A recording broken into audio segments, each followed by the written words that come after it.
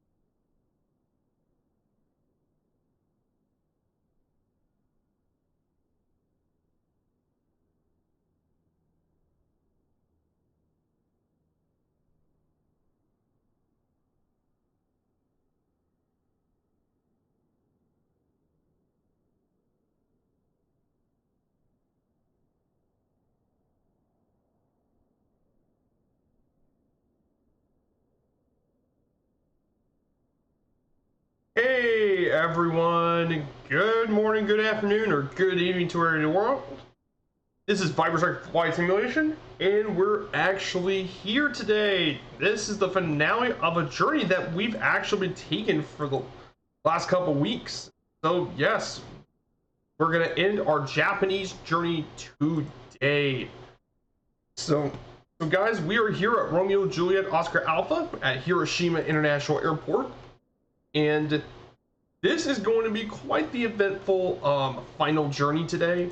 It would be a journey that that I'm very excited to finally put into it. And I want to thank everyone here for being here. So we're going to go ahead and talk about today's flight plan. So if you're on my Discord, by the way, I have my flight plans usually posted in the Discord, by the way. So let's talk about the flight plan for this afternoon's flight. So we're going to take off from Hiroshima Airport. We're going to be actually flying over the city of Hiroshima. This place was famous for being one of the two cities that were attacked in the atomic bombing. In fact, in today's flight plan, we're going to visit both of these cities affected by nuclear warheads during the World War II. Hiroshima was the first city to be atomically bombed. And we'll be flying around downtown Hiroshima.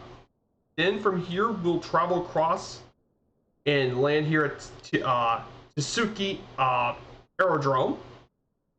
Then from Tsuki Aerodrome, we're going to go visit Fukuoka.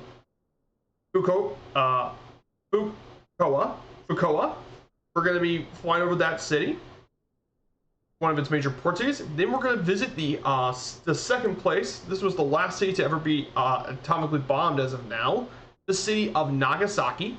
And then from Nagasaki, we'll go down through the islands and visit the city of Kagoshima and its signature volcano, Sakurajima. And then we'll finally make our final journey. We'll wrap up our journey and land at Romeo Juliet Foxtrot Kilo, Kagoshima. So that's it. We're gonna finish the rest of this incredible journey off today. Hey, Scruffy Tam, great to see you. By the way, guys, if you haven't checked out the amazing Scruffy Tam, I 100% recommend you guys go check out Scruffy Tam. The dude is so awesome. He has an amazing community, one of the friendliest streamers you could ever hope to meet. Scruffy's such a friendly person to be around, and I always enjoy watching his channel. So guys, go visit my good friend Scruffy Tam. So the plane we're taking for today, well, it's actually been a long time since I've flown this plane. It's a plane I haven't flown in a long time, and she's an old favorite of mine. Yes, it's a Junkers Ju-52. I can't wait to fly this thing once again. The Junkers Ju-52. So for guys who haven't been around my channel very much, I flew the Junkers Ju-52, not this exact Junkers, but I flew the Junkers Ju-52 on my 1926 Berlin to Beijing historical recreation series. From Berlin to Beijing, we flew this thing across the heart of Russia. It included Moscow, Nizhny Novgorod, Novosibirsk, Irkutsk, Chita, Harbin, and Beijing. But yeah, this plane is an absolute beast of a plane. This plane was actually first flew in 1930 for the single engine. The 3-engine model first flew in 1932, manufactured by Junkers, designed by Ernst Zindel, made of durable aluminum. This tri-motor plane was one of the major airliners that operated in Europe during this time, and was also had a celebrated military career as part of the German Luftwaffe, being the main transport plane for the Second World War. And even after the Second World War, the Ju-52 were still used by various militaries and even civilian use. They've flown all around the world, from the Alps to Papua New Guinea. This plane could just do everything you could want. I mean, let's talk about some statistics about this thing. It can carry 17 passengers. It can also carry 9,000 pounds of cargo. It's 62 feet long with the 96-foot wingspan. Its max takeoff weight is 23,000 pounds.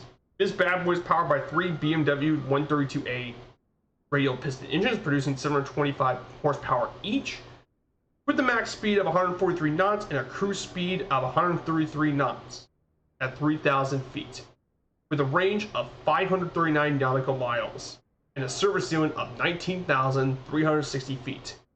In fact, this plane is so iconic that Yonkers is actually going to bring it back. The JA-52 is going to return in 2025 with the JA-52 NG with modern turboprop engines, modern diesel engines, and avionics. So yeah, this plane is an absolute icon. This came with the local legends pack from Asobo in Microsoft, and you can get this in the marketplace for 15 bucks. And I gotta say, for 15 bucks, this is an absolutely fantastic plane. It also comes with a retrofitted with modern avionics, along with skis and floats as well. So 4 different versions of the Yonkers to suit nearly every kind, and Yonkers to suit every one of your needs. So let's get back to the cockpit. This cockpit is very familiar. We're going to go through the checklist just in case, because some of this stuff is in German. So we're going to go ahead and battery, master on. All right, everything's good. We need to set our quantity. I think we're going to. Most important question: will the new version have a sunroof?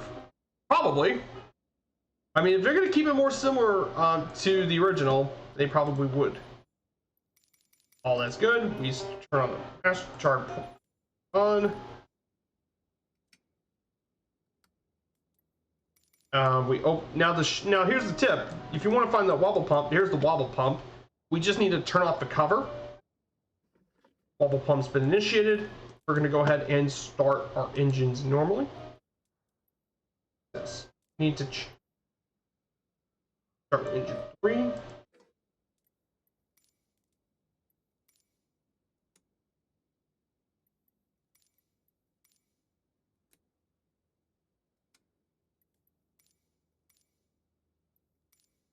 Engine's already reversed. And we can go ahead and pull the engine.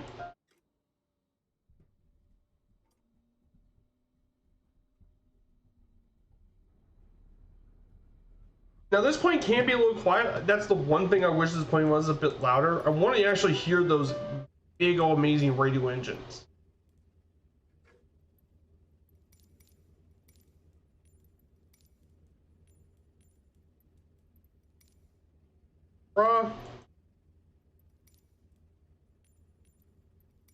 And then after engine number 3, we need to do everything once again.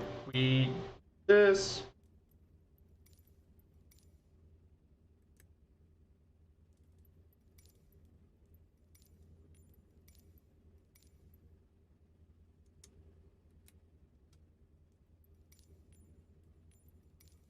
Yeah, this is a pretty expansive checklist, by the way.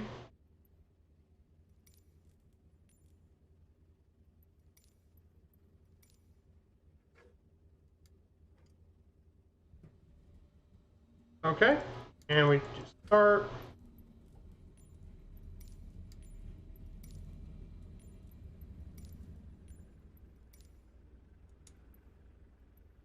And once we get that engine number 1, we need to close this wobble pump. So we do that. Put the cover on. Check. So this would be a good time if you guys want to join in the flight. We actually start engine number 2. It is here. However, the difference this time is we need to turn on the fuel pump, which is here on. Right.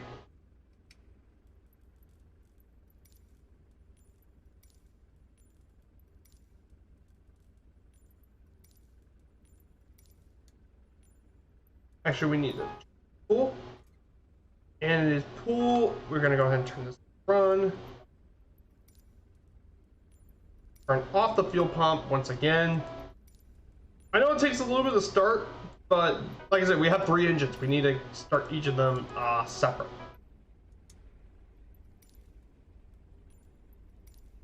That's it. We can turn off the injection fuel shut valve, and we turn off the primer, and that's it. That's it. We got the plane started. Before we get out of taxi, we're gonna go ahead and turn on the nav, beacon lights, strobe lights, and wing lights.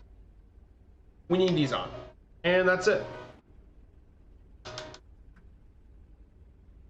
So now we can go ahead and taxi this thing.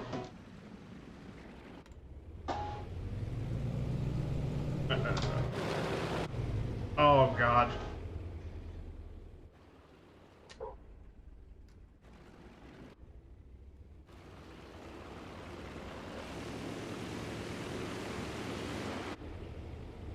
Yeah, and by the way, the sunroof is actually right here. It's the overhead window.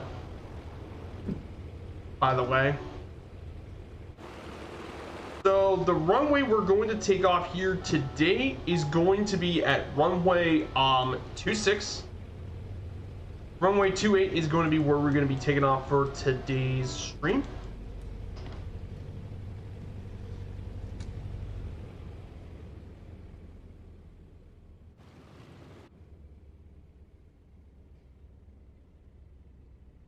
So I'm going to set my autopilot 270 degrees.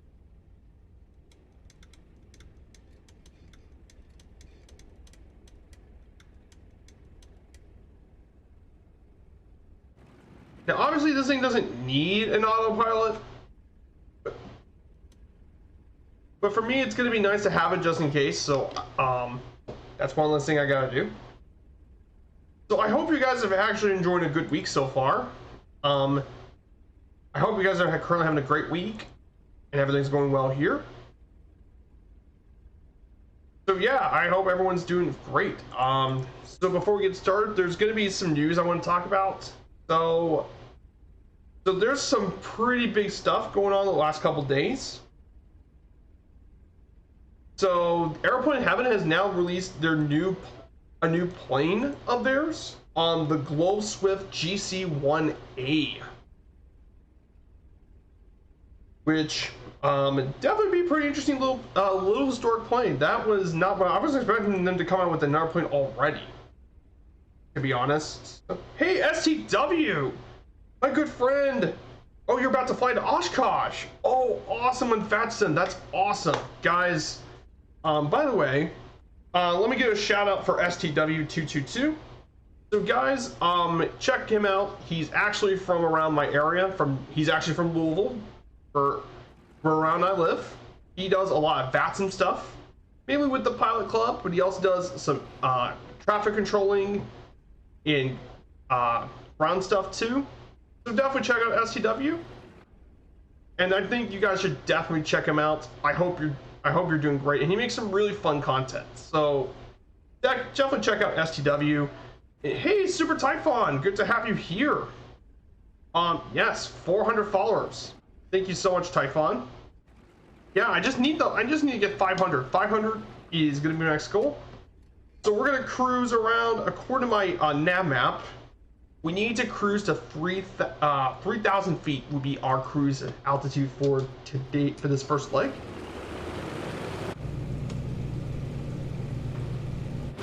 Go ahead. What's great about this Junkers is you don't need a lot of space to take off, because yeah, I fly mostly GA, but there's a citation longitude flight once a week. Yeah.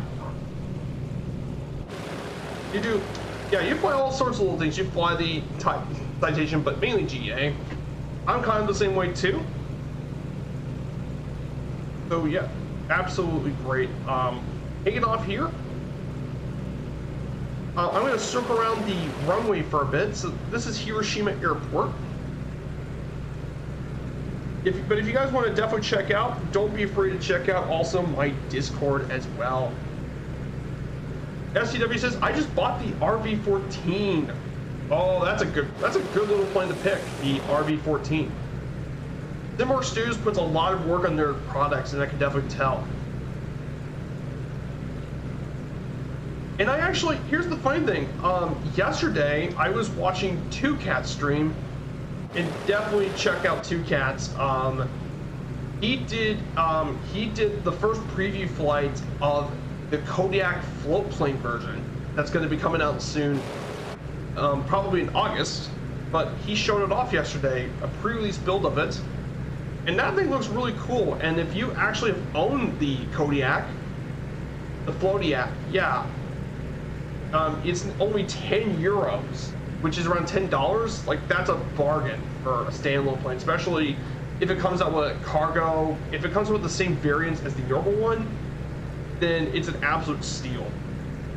And even if you don't have it, 15 euros for amphibious version is so good. Hopefully I don't crash the float version. I hope so too, STW.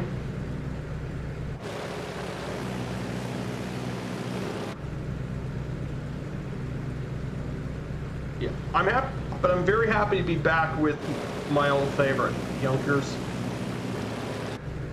So yeah, so once we get back on the flight path, we're going to go ahead and get this thing back in the flight path.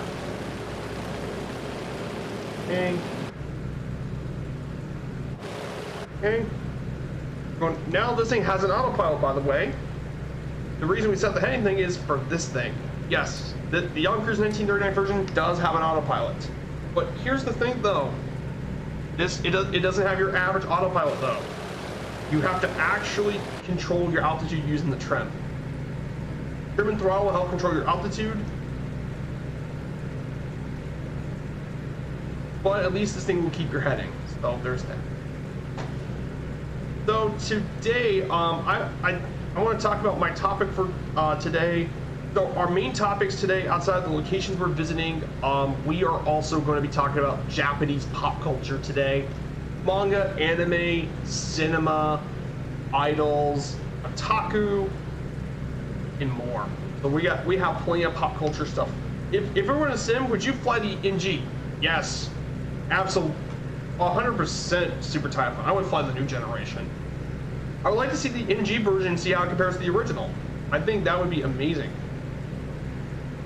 I'll be lurking, but I got some flight plan to do, like making sure I won't be busting Chicago Air Class Bravo. Hey, no worries, STW. I think you'll be just fine.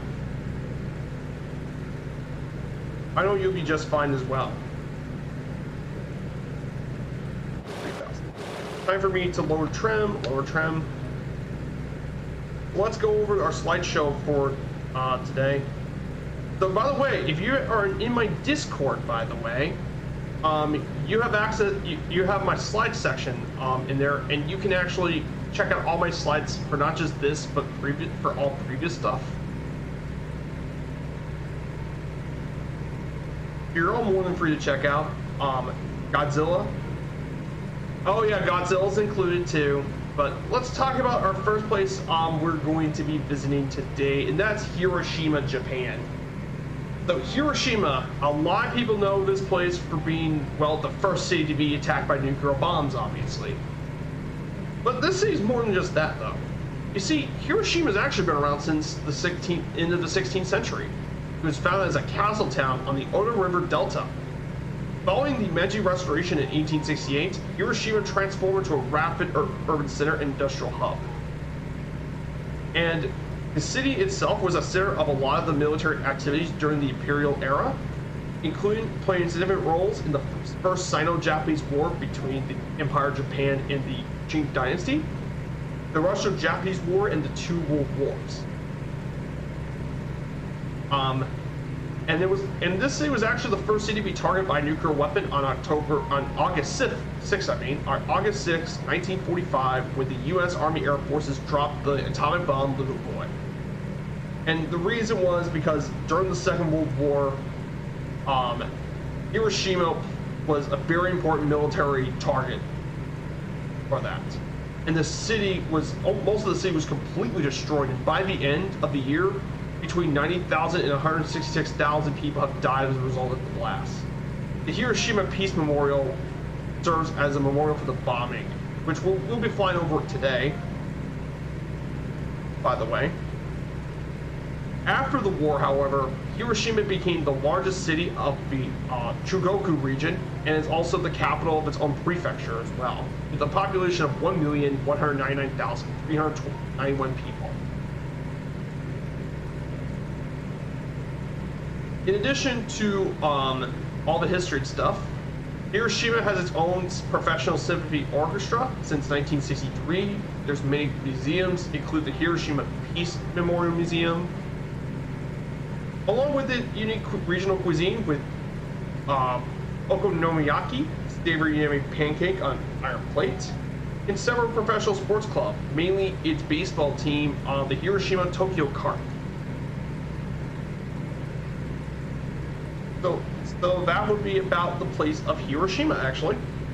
We'll be flying over Hiroshima pretty early. Should be getting there pretty quickly. So let's see who's flying with us today, just in case if anyone's flying. But man, look at the scenery here in Japan. Oh, Japan is unbelievably beautiful.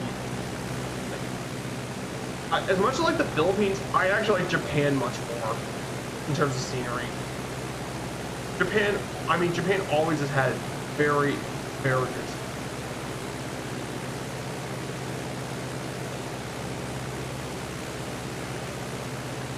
Sumo? Yes, sumo is a national sport of Japan, by the way. For all those who don't know. Mazda makes superb cars and SUVs at Hiroshima. Yep.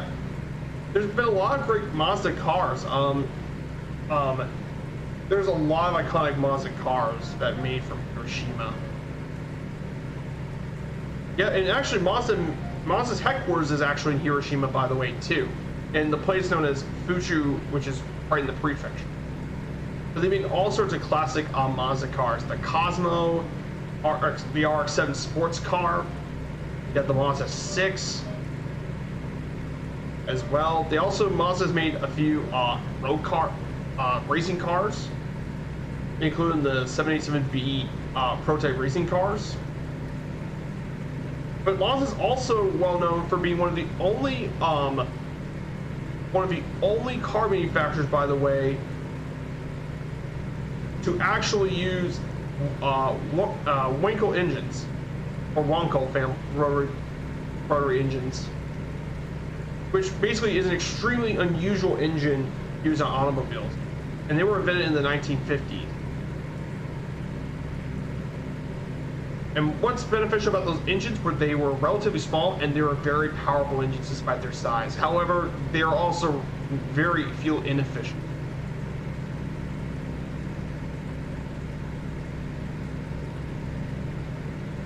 Oh, I'm hoping that Local Legend is a Japanese plane.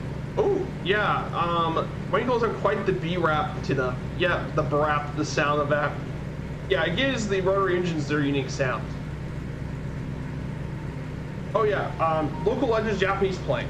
Oh, that's a good question. See what kind of planes they made. That's a good question. What would be the Japanese plane? That'd be a good question. What kind of plane from back then could they make? Well, I don't think there's really too many notable ones of the of the World War II era. If they were to put something from the World War II era, maybe the Ki-34 might be from Nakajima. Maybe that might be a consideration.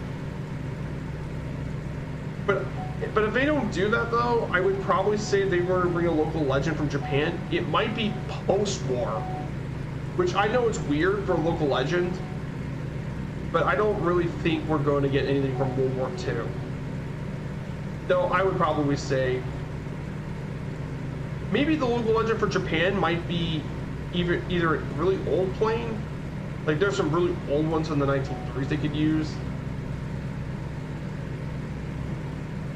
So if I'm going to bet my money on Mitsubishi planes, I think if we're getting a Japanese plane in the sim, I think we might be getting probably the MU2 turboprop.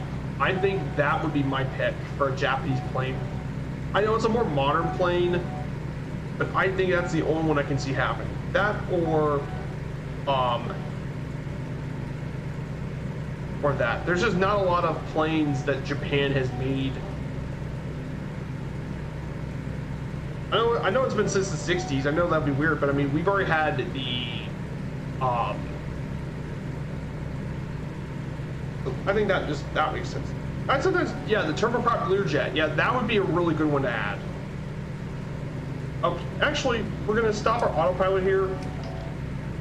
We're actually in Hiroshima right now. Welcome to Hiroshima, everyone.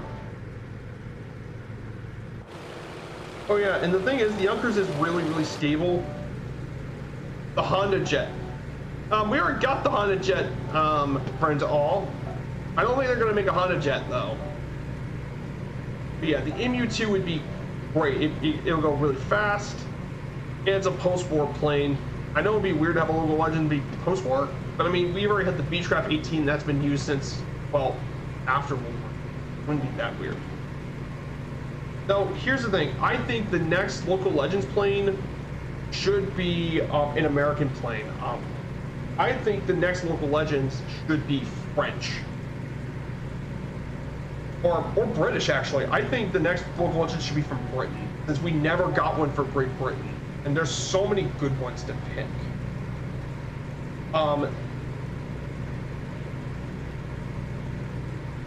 There's so many good British planes to pick.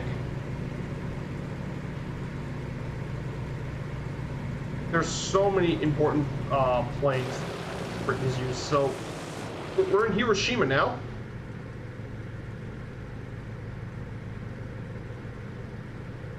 So this piece of grass, we should be flying near the Peace Memorial.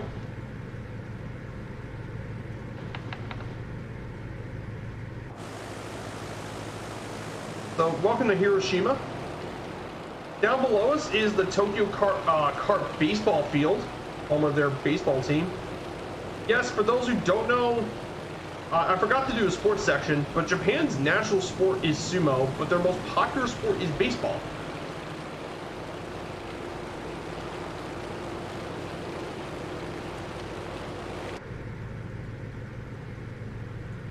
That's something a lot of people don't get, but it makes sense though when you consider that baseball's been around Japan for well over 100 years.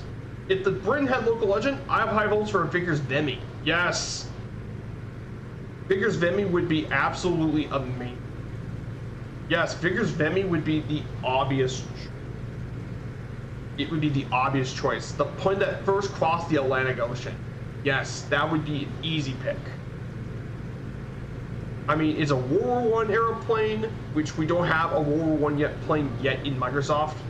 I know we actually technically have, actually the Sopwith, I believe, the Newport actually is one, but we haven't got one from a Sobo, or Microsoft. So the Vimy would be the obvious candidate. So there's a lot of other really good post-war planes, like a de Havilland, like a de Havilland Dragon, to represent Ireland with Aer Lingus.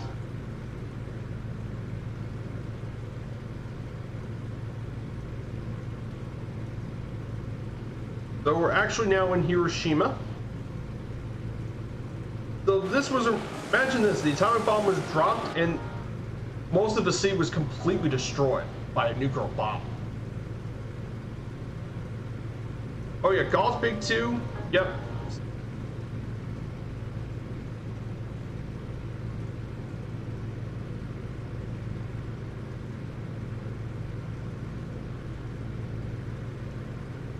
Yeah, the Vimy had a passenger cap.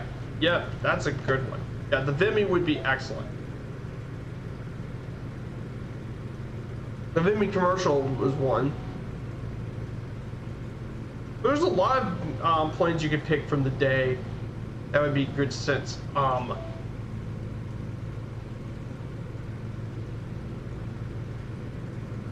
mean, there's so many ones you could pick. There's a lot of even British-made airliners from the 30s, mind you, too. So they have one Dragon, they can include that one. There's also the Hanley Page planes, the HP-42. Oh, here's my pick for the ironic pick for a local legend. Here's a funny one.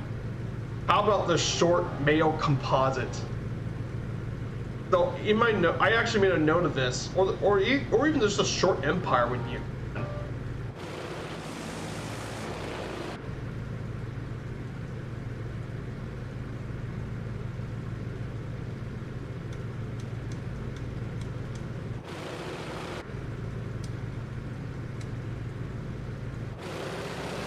For guys who don't know, the short mail composite, it's basically two planes attached. It's a seaplane flying boat combination that was produced back in the time of Maya. There's the S-21 Maya and the S-20 Mercury. The Mercury is the tiny little seaplane, and the 21 is the flying boat. Now, I don't think that's going to happen, though, unfortunately. Though I do think the short Empire flying boat would be a really good addition. It was a very successful flying boat. It was used even during World War II to do a lot of anti-submarine patrols. That would be good to have a flying boat. I know we already got flying boats technically from the last two ones, so I definitely don't think that's likely. But that is a consideration as well. But yeah, if I had to pick, Vickers Vinny would be not easy to pick. Short Sunderland Weeks own ones for Solo Scan. Oh, Short Sunderland Weeks owns one. Ooh. Yeah, that would be cool.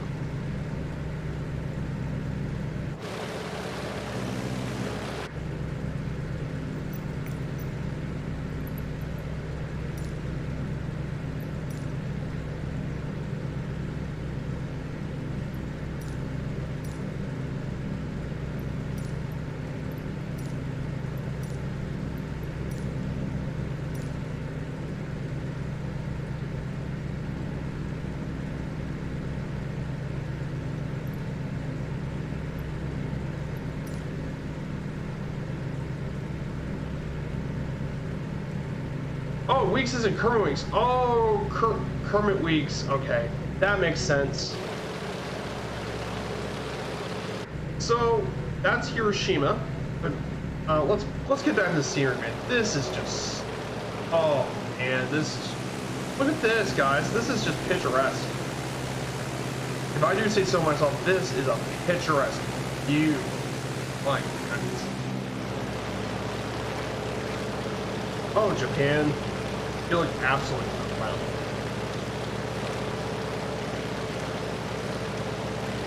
I mean, nothing beats cruising around Japan in a vintage airliner, especially in the good old Yonkers. It's good to be back in the Yonkers after so long.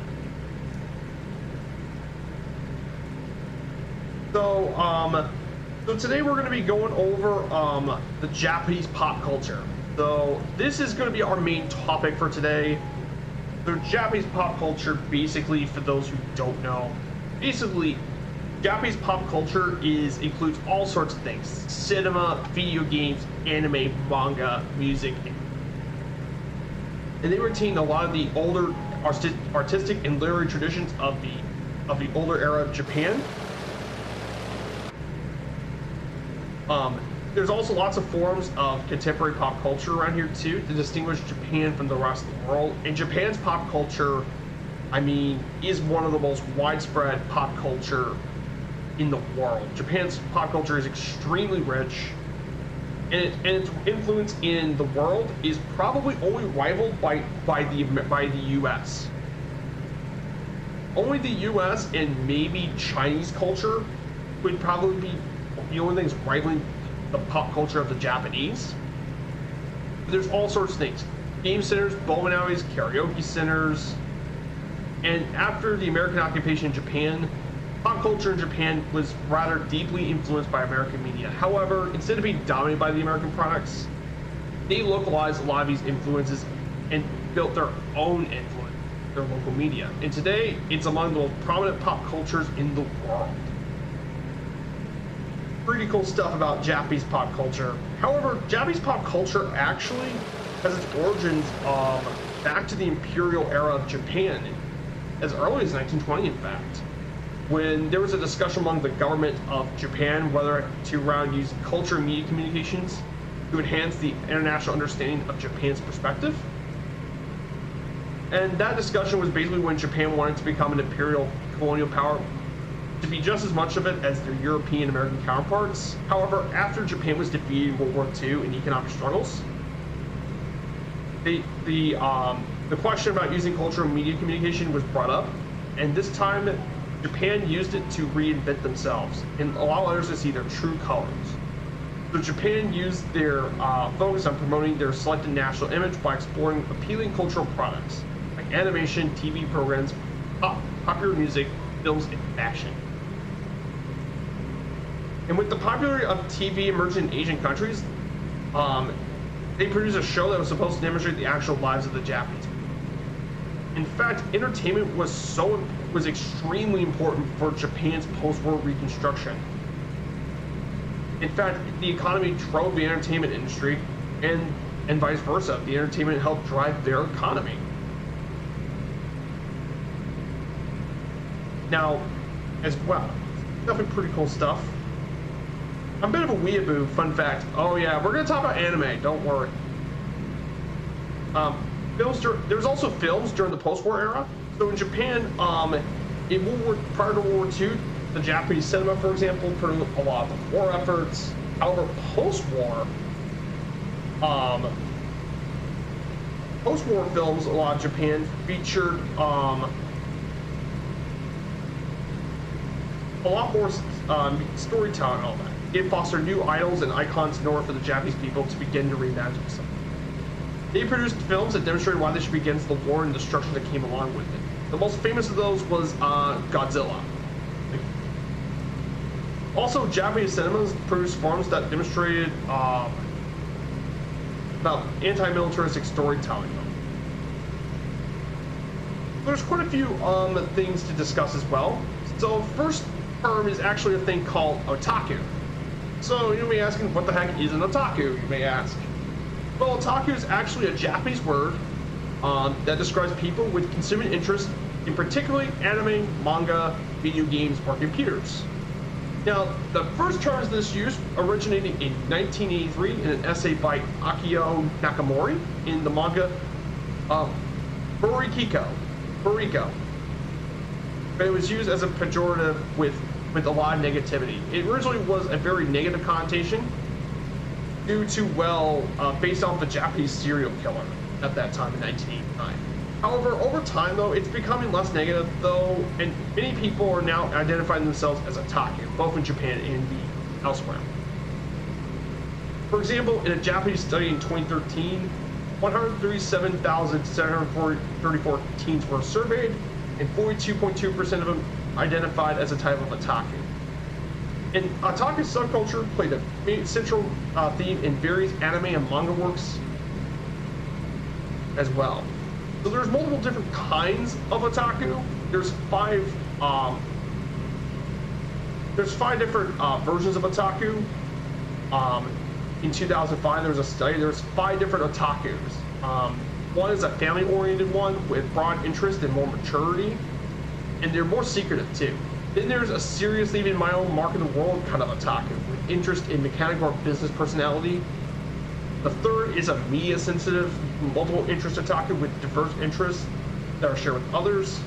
Then there's an outgoing and assertive otaku, which promotes their hobby.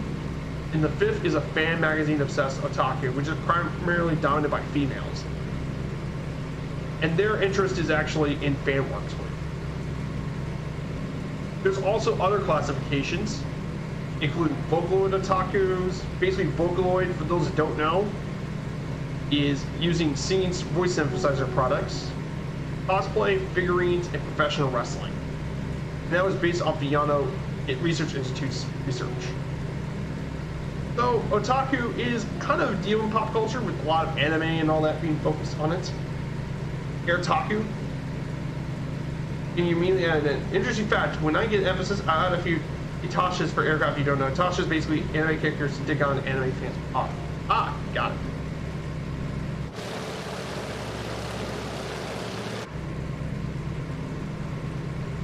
So, and then the next thing is kawaii culture. Now, kawaii culture, basically, it's translated in Japanese. The adjective kawaii can be translated as cute or adorable. And believe it or not, it's actually the drive behind one of Japan's most popular aesthetic cultures. So basically, kawaii culture is tied to another culture called shoujo, which basically is a girl power type movement that's commodified the selfie image of young girls alongside pop culture. Now, kawaii culture has been associated with fancy goods, which is basically frilly and feminine type goods, marketed to young females, character goods. This includes many different studios like Sanrio Company, Stan X, Studio Ghibli, which is a world famous animation film studio, and I'll talk about that later and more. The entire fashion movements have even been based on this, and even idols. In 2008, in fact, kawaii culture is so prominent in Japan that the Ministry of Foreign Affairs has moved away from traditional cultural aspects and started using things like anime and kawaii ambassadors as well to promote their culture. Which, I mean, the fact all that's so prominent, and even the government notices, that's probably a big deal.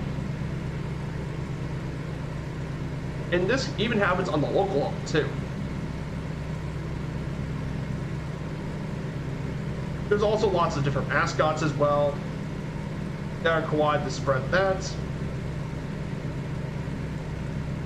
And there's also prick clubs and all that too, which that goes along with it. So yeah, pretty cool stuff. Weird fact on YouTube channel from YouTuber Gajin Goomba. He claims that Japanese people say kawaii more than us Westerners can even sort of work the. Yeah, that's an indicacy of the Japanese language. I am not kidding with you. I could definitely understand. And then we get to the idols actually. Japanese idols were a big deal, are currently a big deal right now. So they're actually a lot of celebrities, but basically Japanese idols are a type of entertainers. They're known for their image, attractiveness, and personality, and they're a big role in Japanese pop culture. And they've been a role for that since the 1960s, and became even more prominent in the 70s and 80s due to TV. The 1980s were even known as the golden age of idols. They drew commercial interest and appeared in both commercials and TV dramas. Also, the 2000s and 2010s have more niche markets, known as the idol warring period between that, due to the significant growth. And today, over 10,000 teenage girls in Japan are actually idols, with over 3,000 groups. And there's all sorts of different kinds of idols. In fact, Japan's idol industry is so well known that it's been a model for other pop idol industries, including Korean pop music. The K-pop stuff were inspired by, well, the Japanese stuff. And there's all sorts of major idols in popularity and stuff, and they're popular girls around the world. So, before you ask, yeah, that was inspired by Japan, by the way. They also have different subcategories like junior idols, younger ones, which is a teen one, voice actors, virtual idols, and more. So definitely all sorts of different idols as well. But they also have their own conditions too. One of the things about idols as well, they definitely have pretty rough conditions working as well. Because a lot of the idols have very strict rules and all that, so they have a little control over their personal life.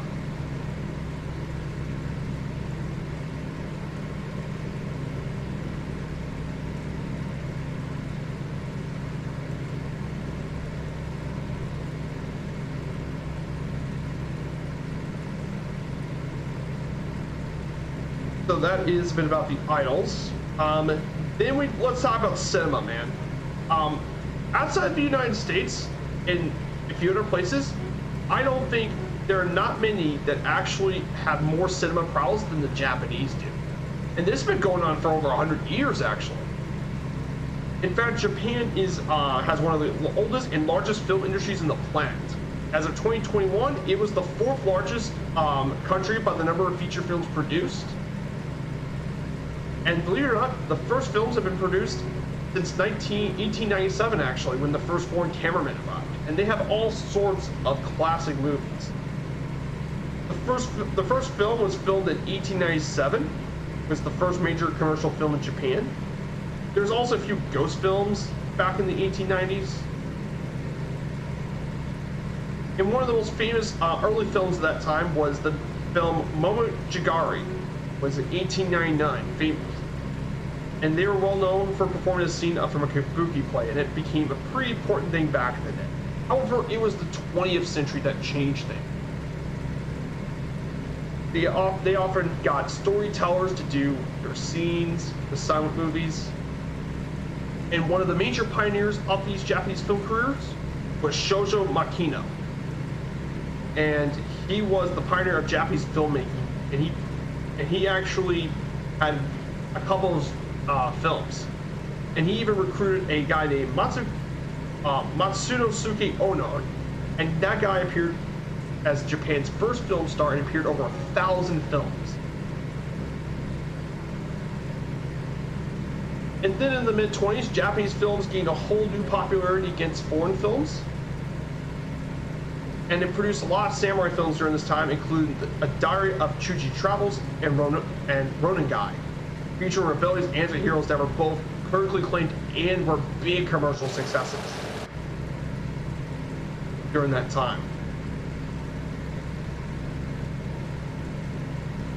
However, unfortunately, a lot of these old Japanese films were some of them weren't able to come back because of the 1923 earthquake that time. However, here's the thing: unlike those in the West, silent films were still being produced all the way to the mid-1930s during this time, and there were some very well-known silent films that are still there in the 1930s.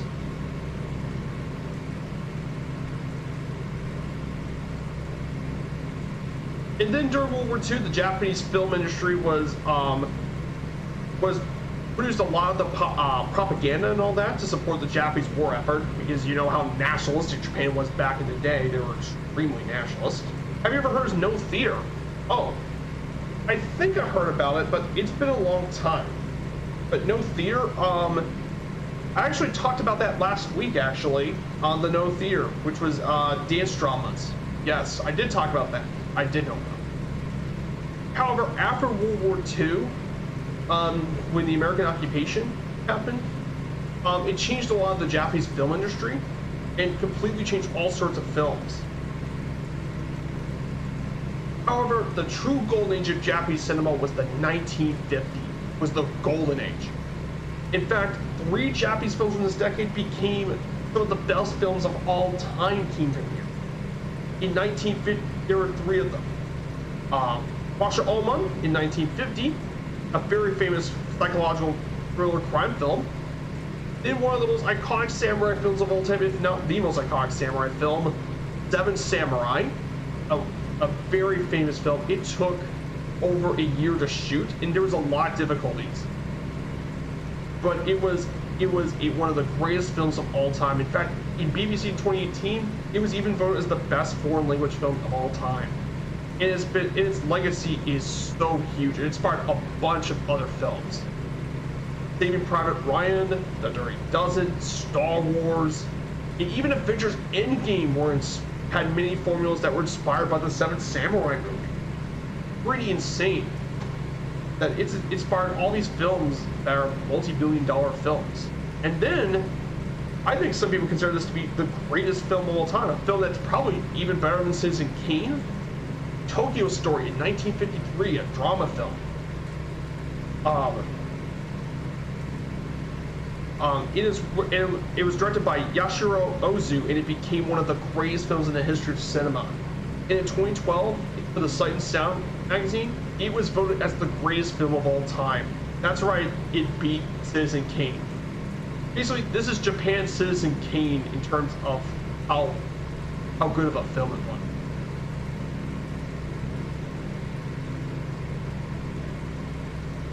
And basically, that story is about when an aging couple visit to see their grown children. But it was a masterpiece of a film. In addition to this as well, there's other iconic films.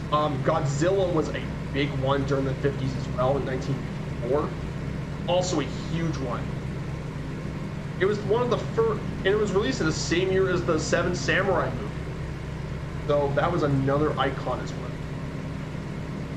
There's major film companies that have been made during this time: Toho, Dai, Sochuku, Itsaku, and Toei.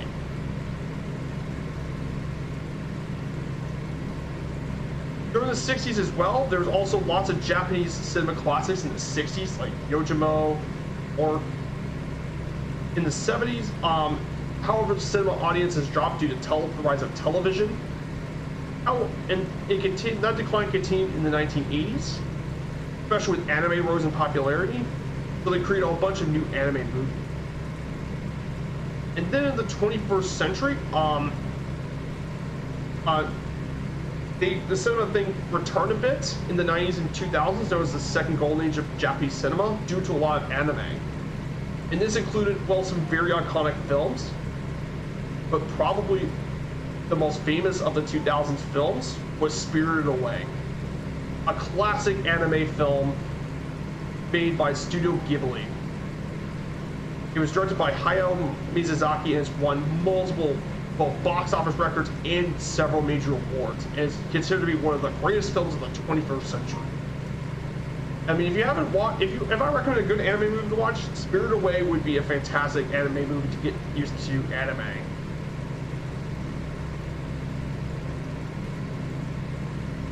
Produced by Studio Ghibli and distributed by Toho. But it's an absolute icon. And anime has been a big part of the 21st century Japanese. They also produced Shin Godzilla in the 2010s. And then Demon Slayer the movie in 2020 held the highest box office records of any film in Japan. So yeah, definitely some very iconic cinema for Japan. So Japan, absolutely huge part of Japanese tradition, especially in Japan. And there's all sorts of different film genres that Japan goes through. There's historical fiction genre known as Jidogeki, featuring like ninja and samurais are popular. Then tokusatsu is basically science fiction, and most famously the kaiju, giant monster films. Godzilla, Gamera, and Ultraman are iconic. And then the anime films, which is actually the next slide, and then Japanese horror, featuring the Ring and Grudge movie. So yeah, this is about the this is about Japanese cinema. So I'm going to take a bit of a break for a second. So we're going to be around 30 nautical miles from our destination. We're not going to be very far at all. So just going to take a break from talking about the anime stuff a bit.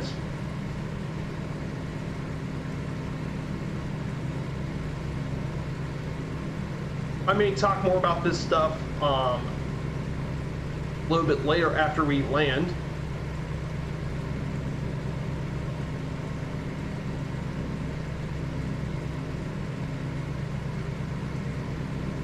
But yeah, I also have different examples for all sorts of anime and stuff, some iconic ones to keep in mind, just for examples.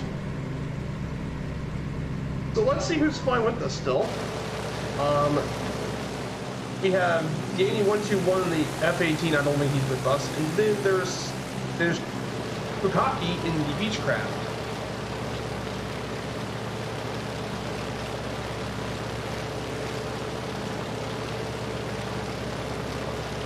So yeah,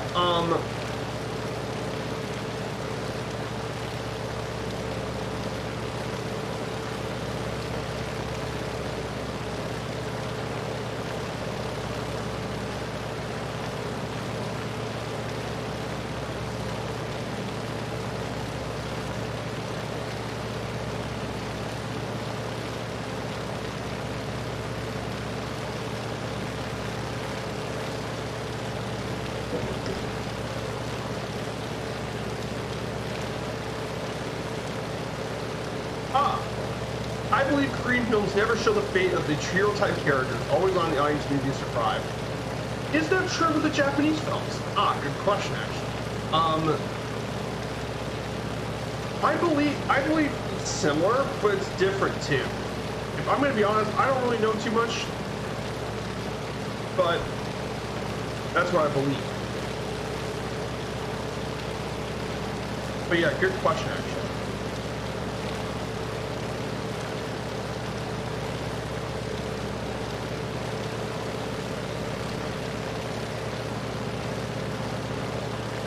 Yeah, if I gotta pick my favorite Japanese movie, the only Japanese movies I watched were Spirited Away, And then mainly the Godzilla films. Godzilla is the Japanese cinema that I've watched. With all the different kaiju monsters. In fact, Godzilla, I mean, Godzilla's been around since the 1950s. It's been in all sorts of films. I mean, there's even been now American versions of Godzilla, the MonsterVerse stuff. They made anime versions of Godzilla. Then there's American Godzilla films. There's comic books of Godzilla, so you have comic books. And I mean, Godzilla's impact, for those who don't know, is one of the most recognizable of all of Japanese pop culture. I mean, Godzilla is one of the most iconic things to ever come out of Japan. Ever.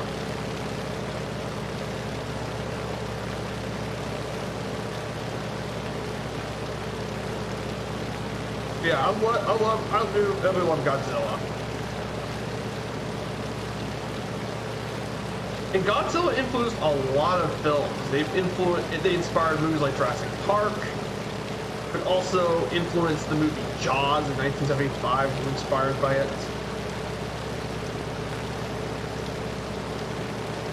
And I mean, here's the thing about Godzilla's stuff too. There in the late 1970s, toy sales in Japan for Godzilla amounted to $4.5 million. In fact, between 1975 and 79, Godzilla merchandise went up to around $165 million during that time, which is equivalent now, assuming inflation to 2021, to be $831 million.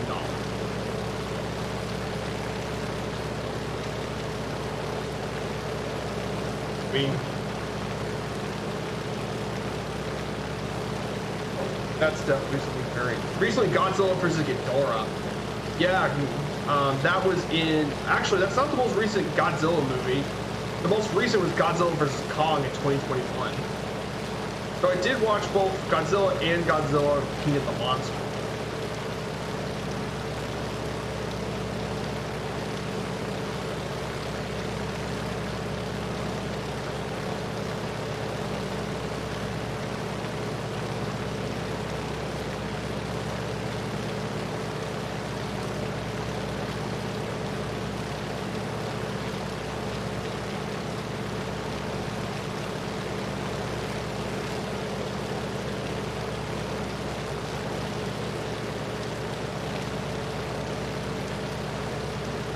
So we are going to get near our airport. We're about 15 nautical miles away. So we're going to go visit our next slide. Not here, not in view. Right here. This is actually Tsuki Airfield. Now, this airfield is actually part of the Japanese Air Self-Defense Force during this time.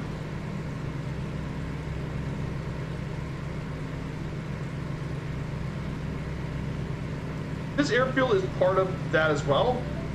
It's located here in Tsuki in the Fukuoka Air Prefecture. It was originally built by the Imperial Japanese Air Force during World War II. The airfield was then attacked by the U.S. Army Air Force's 5th Air Force B-24s and A-26 Invaders on August 7th, 1945. After the Second World War. It was pressed during the early days of the Korean War when the U.S. Air Force E Fighter Group moved their Mustangs for operations over the South Korean perimeter of the Pusan perimeter. In addition to that, there's also the 35th Fighter Group, put their personnel here in mid-August of 1950. And then after its reactivation, it became a second-line U.S. Air Force facility for the remainder of the Korean War. And then it was handed back to the Japanese in 1957. And it's been used so far by their the 8th Air Wing of the Japanese Self-Defense Force with their 6th Tactical Fire Squadron and the 8th Tactical Fire Squadron with their F-2As, which basically is their version of the F-16 Fighting Falcon for the US, but with its own unique quirks. There is one runway, runway 725, which is around 7,800 feet of runway. So that's a bit about Tsuji Air Force, airfield. So we will be approaching here pretty soon.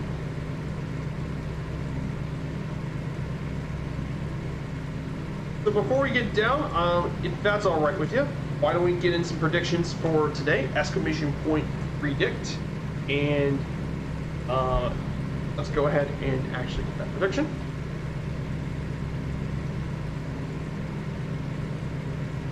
But man, the water is beautiful.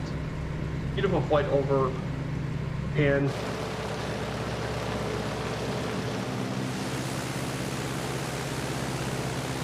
mind you, this leg is by far the shortest leg up trip, because the second leg is going to be, we're going to go all over the place.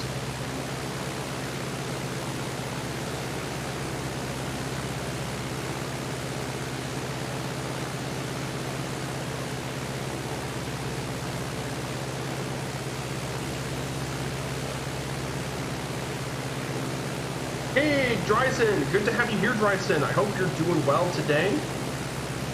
Dryson, I hope you're doing really, really well today. Great to have you here. So apparently, you know the guys at Fly-by-Wire, by the way. The talented folks at Fly-by-Wire, the ones who made the freeware A320NX, which is one of the best freeware products you can get anywhere, but especially for the PC. Well, they're working on a new project, actually. They're working on an Airbus A380, by the way. So they actually showed a couple of images of it, which shows their modeling and texture. And I gotta say, it looks really, really good. I mean, it would definitely be really, really cool to see an Airbus A380 come to Microsoft Flight Simulator. And for those that don't know, the A380 is the largest airliner, largest commercial airliner ever built, by the way. I mean, the thing's massive. I mean, it's bigger than a 747. And trust me, a 747 is massive. That thing is even bigger. Like, I saw those images. Yeah, I'm not an Airbus guy, but I am very, very excited for the A380. I would be somewhat excited. Like, if I'm going to get Airbus, I would get the A380 just because you need one of those really big airliners. Yeah, we just got a recent update. Yeah. Yeah, I'm very excited to see the A380 and all that. That would be... So basically, here's some statistics about the A380, the 800 version. Its max capacity is 853 passengers, but typically it carries 575 of them. Its length is 238 feet long, with a wingspan of 261 feet 8 inches, or 79.3 of a meter. 23 feet wide, 79 feet high. Its max takeoff weight is, get this, over 1 million pounds. Over 1 million pounds. That's 500,000 tons, mind you. That's over 500 tons.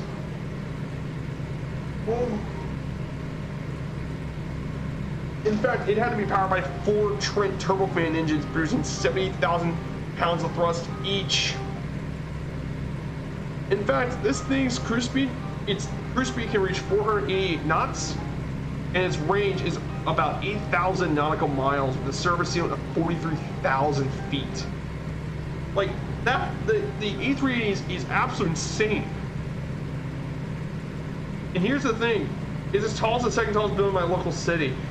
It is. It's huge. I would love to see what Fly-by-Wire does with the A380. That would be cool. Gonna turn off the autopilot. We're gonna get ready to descend. We're gonna pull the flaps. And there's the airfield in front of us. But yeah, in fact, the A380 is so big that some of the airports had to adjust their own terminals and stuff just so they can, and made renovations just to fit this plane. I'm not kidding. That is actually very much a true thing. That was one of the reasons why none of the American air companies have ever got the A380, because their airports had to adjust so they can actually fit this thing.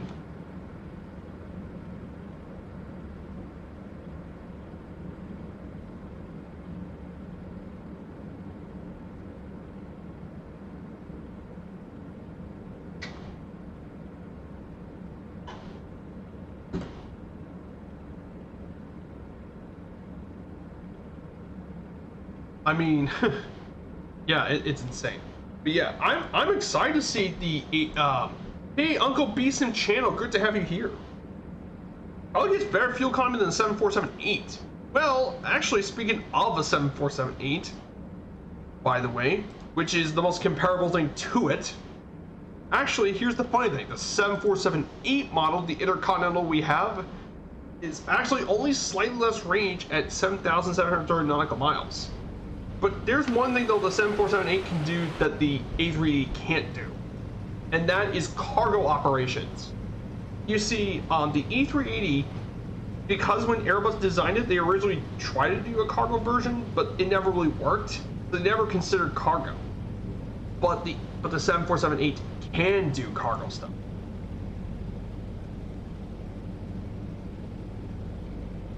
And while, in fact, the 747 cargo thing carries way more cargo volume, like 30,000 cubic feet of volume.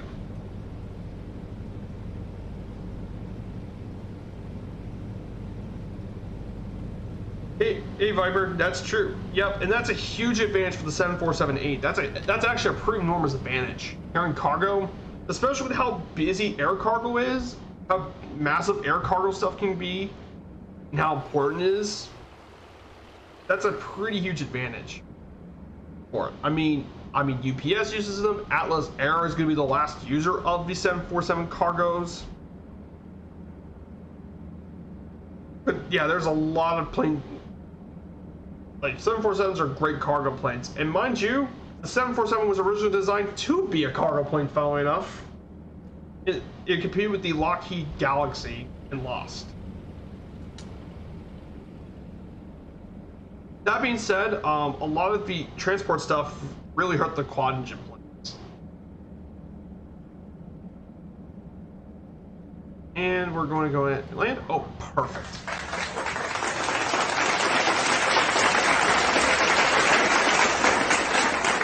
Perfect landing the Yonkers.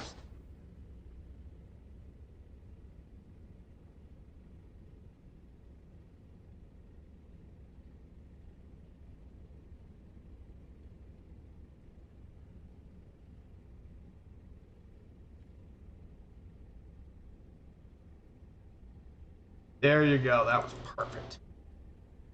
Now, guys, by the way, I'm actually a proud member of Firefly Air. Of the two-tone Murphy community, I am actually the senior commander of it. So as your senior commander, I really recommend you guys check out Firefly Air. Whoa, no.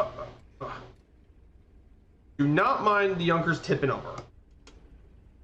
But as your senior commander, I want to join you guys on Firefly Air as a proud member of the two-tone Murphy community. I really recommend you guys check it out. It's a free virtual airline service. And it is currently the largest community here on FS Hub, as large as VA. And I want more and more people to actually join. And I would love to see you all join Firefly Air. So, how do you exactly join the amazing folks at Firefly Air, you may ask? Well, we're going to go to, we're going to create a pilot application here at FS Hub. Creating your account is really easy. It's for you sign up for free. Then once you create your FS Hub account, go to search for Firefly Air in your airlines, which, I mean, it's the one with 211 pilots. Boom. Submit your pilot application here, and if you're on Discord, you can just wait. You'll get to it. Once you do that, you download the landing rate monitor. Really simple to easy to use program. It doesn't just track your landings, mind you. It does way more. With FS Hub, you can do, you can see all sorts of things. So let's go to my logbook, for example. Look at this. So these are all my landings. So let's check my most recent flight. Look at this. It doesn't just track my landings. With FS Hub, it tracks routes. It tracks my average speed, max speed, altitude, all that sort of stuff. Really amazing stuff. You can even upload your screenshots here too. Just really awesome thing as well.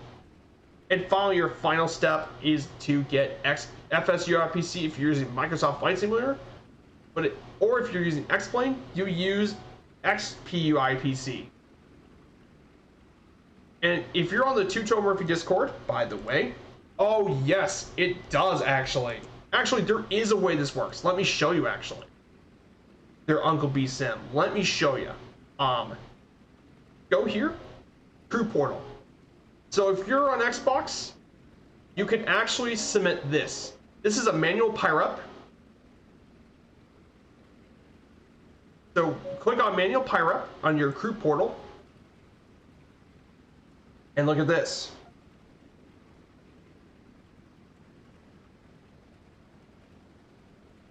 You could do your call sign, do your flight and call sign. Then you can select your aircraft type. So they got all sorts of different planes.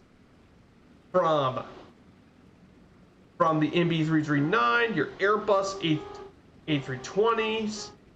You got all your Beechcrafts, your Boeings, and more. So you have tons of plane types you can have, and this is all based on the real life ICAO. Then you can put in your departure, your ICAO for that, your arrival ICAO, your departure date, arrival date. You could do your departure time and arrival time, and you can even make remarks, and you submit the PIREP. And basically, the CEO of it will sort all that out, and you get all that reported. In fact, this is a really awesome thing about FS Hub. This allows console people to actually be a part of this, which is absolutely amazing. I love it. I don't know why I haven't found FS Hub. Absolutely incredible. And if you want to join Firefly Air, let me give you the command, by the way. Firefly Air, click the link, Uncle B Sim, and it'll take you through the whole steps again, like I said. So, yeah. So we're here at Tsuki Air Base.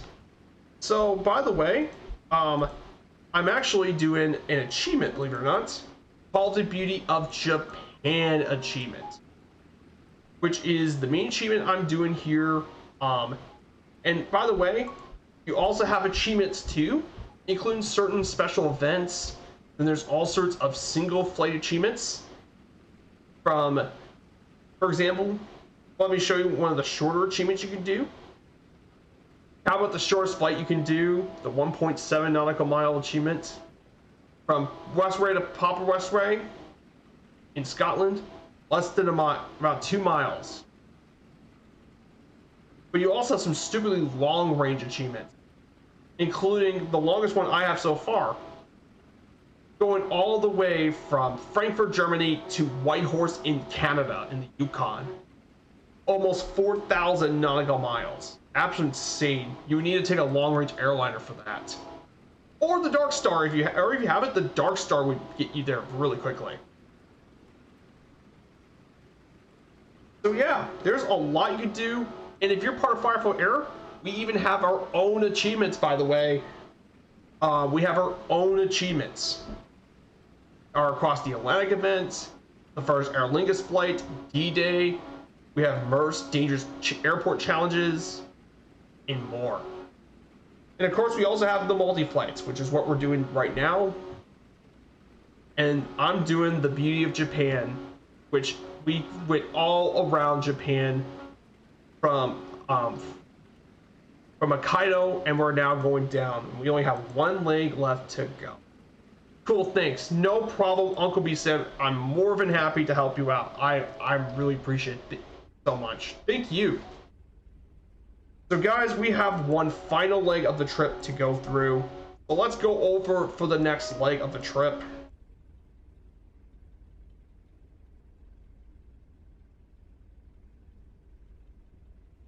So we're gonna go over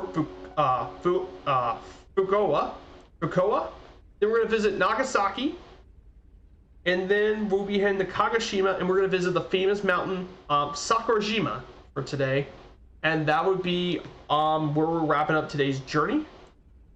And for this one, our cruise altitude is going to be 5,000 feet. 5,000 feet is going to be our cruise for leg number 2 of the trip.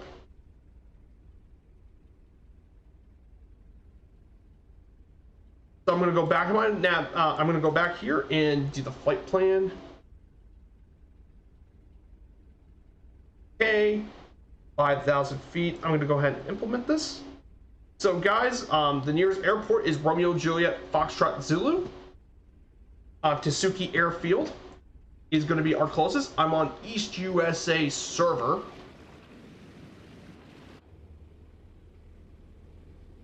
So just doing what we need to do. But yeah, I'm always, like I said, Uncle B, I'm more than happy to help out. If you need anything, I'll be more happy.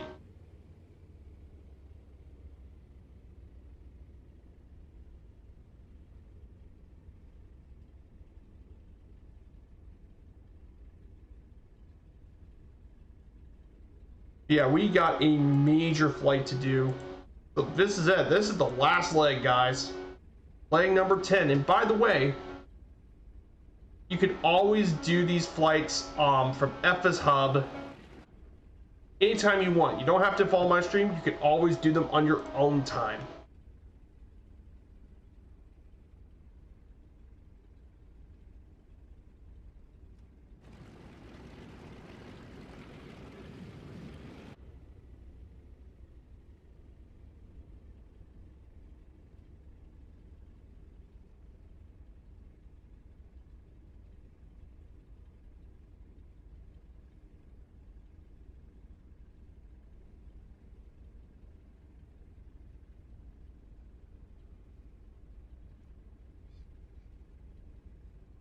So fuel up, yeah, guys, don't forget to fuel up. Let's see, fuel capacity.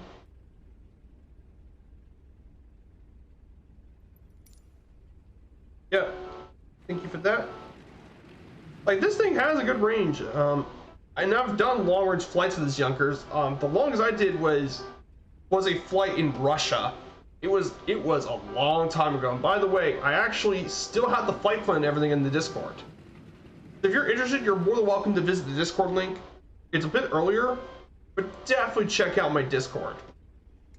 Oh yeah, and one more thing too, guys. I also have VODs from all my videos. I usually post them in my YouTube channel, but this is where all my VODs usually go.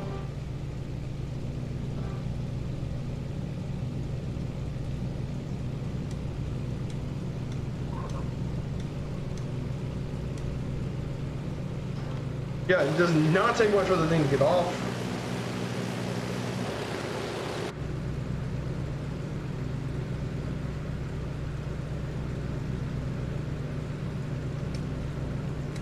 Push this, and we'll get back to proper heading.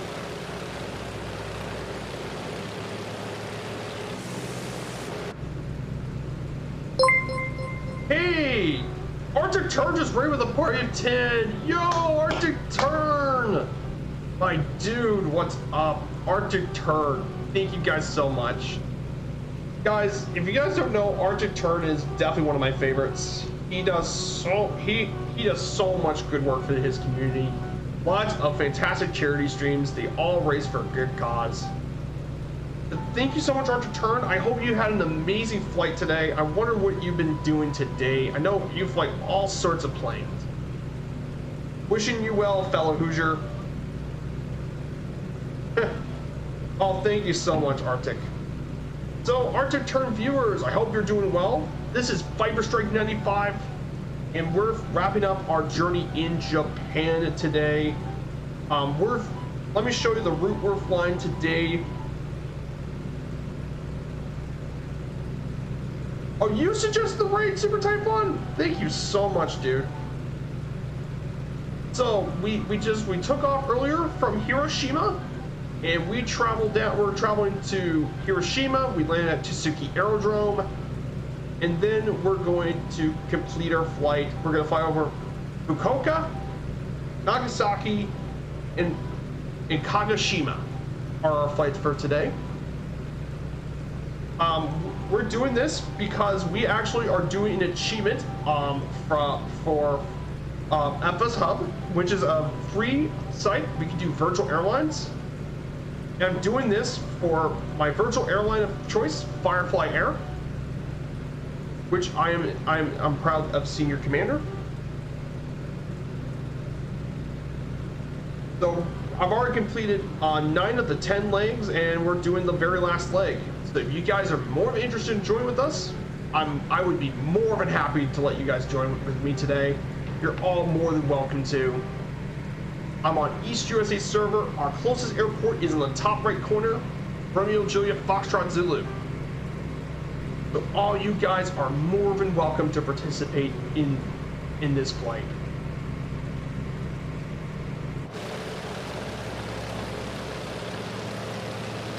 So today we're going to be, on this leg, we're going to be heading to the place known as Fukuoka. I do these slideshows every single week. So that way we can go over these places. So Fukuoka, for guys that don't know, is the largest and most capitalist city in the province. It's the 6th largest city in the entire country. The 2nd largest port city after Yokohama. It was built along the shores of the Hakata Bay, and has been a center of international commerce since ancient times, believe it or not, and has long been associated as the gateway to the country. Although humans have occupied this area since the Jomon period, some of the earliest settlers also arrived in the area too. The city rose to prominence during the Yamato period, which was ruled by the imperial court of the Yamato province. Due to its cross-cultural exposure, it gained a unique local culture and dialect that still persisted on even to the present day.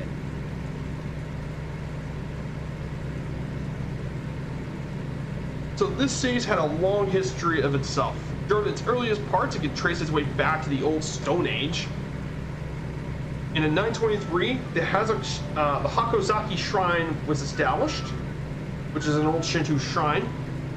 And apparently, this place was where the Mongols tried to invade Japan during that time when Kublai Khan tried to invade Japan. They tried to land here. Unfortunately, storms in the area ruined Kublai's plan with severe storms and incompetency. Thankfully. And then the Japanese, then the Mongols tried to send an envoy, but severe weather destroyed them again. A typhoon this time. And then the modern city was formed in 1889 as well. So that is a bit about Fukuoka. So some interesting things about the city. For one, Fukuoka is known for its really unique local culture, as well as one of the most dynamic cities in the world, according to Newsweek. It features a lot of attractions, mainly cruise ship tourism. And there's all sorts of attractions. There's the famed Fukuoka Castle, which features some of the remaining stone walls and stuff of the castle. There's all sorts of art galleries at Ohari Park. There's lots of lots of temples with long history, both Shinto and Buddhist temples.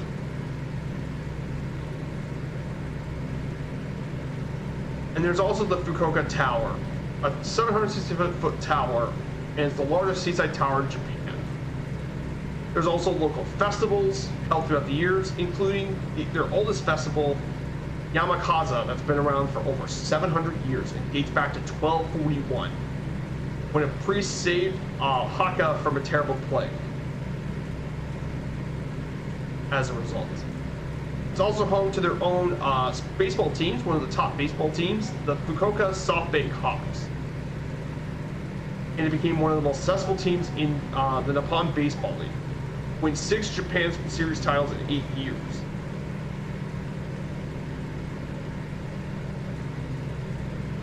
And by the way, that team has also had some very famous players play there too.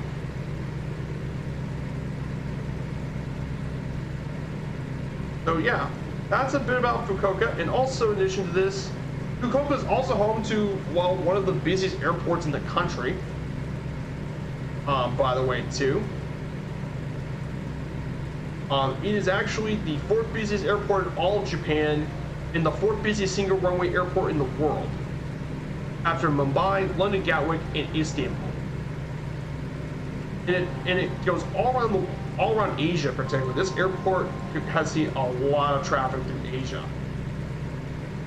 I mean, there are flights to Hawaii, flights all throughout domestic Japan, South Korea, Taiwan, the Philippines, Hong Kong, Hanoi, Ho Chi Minh City, Bangkok, and Singapore. So lots of different flights from around here. So yeah, that's a bit about about 85 degrees Fahrenheit. Tomorrow's gonna be around 100. Oh yeah, by the way, it would suck to absolutely be in England right now. I feel for all the people in Europe that have to go through this heat wave.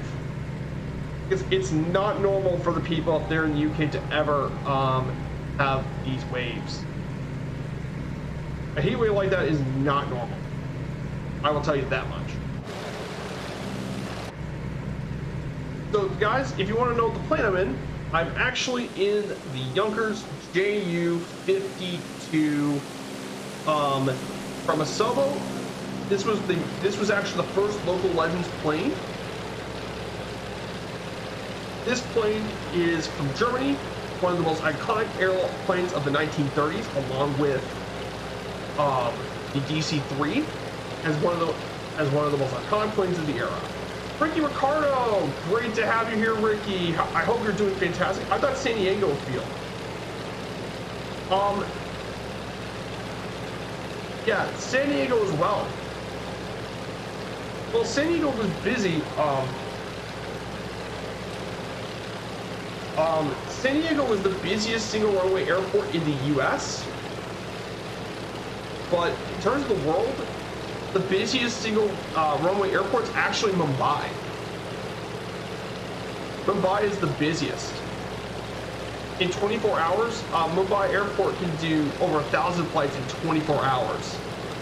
Pre-pandemic, obviously.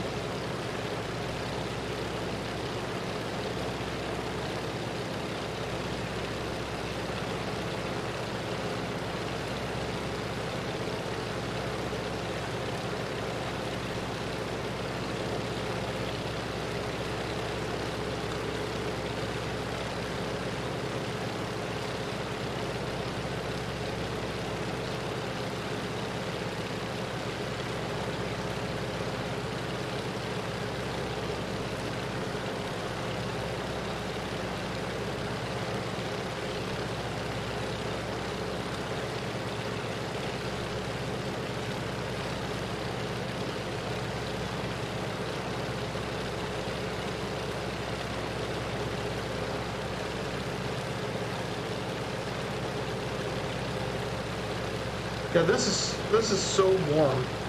And House of Sweden, where I live, is designed to keep the heat in, so it's so warm.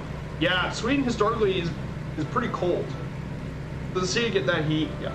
Doing good things, same as the other Great Britain EU folks complain about the heat. And we complain when it gets cold. Yeah. Just joking, guys. But no, but seriously, I know a lot of people criticize the US for having air conditioning. It's one of the benefits of living in the US. Most houses have air conditioning.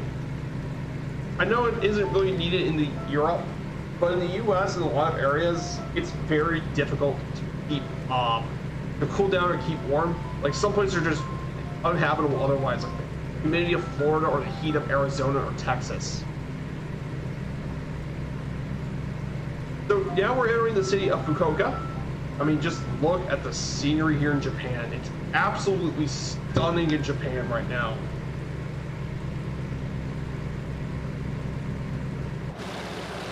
Look at this. This is just absolutely stunning.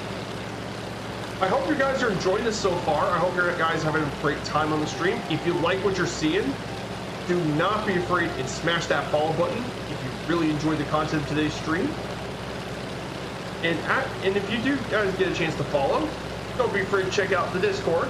I do have my own Discord community as well. Definitely check out my Discord. But yeah, I hope you guys are doing great. So basically, for you guys who don't know, Firefly Air is the VA I'm a part of. I'll go over this again. So I'm part of the Two-Tomer community. I'm the senior commander of the virtual airline. I do all sorts of flights. You create your pilot application on FS Hub. So once you create your FS Hub account, which is for free, by the way, yes, a free virtual airline, you don't have to pay for it.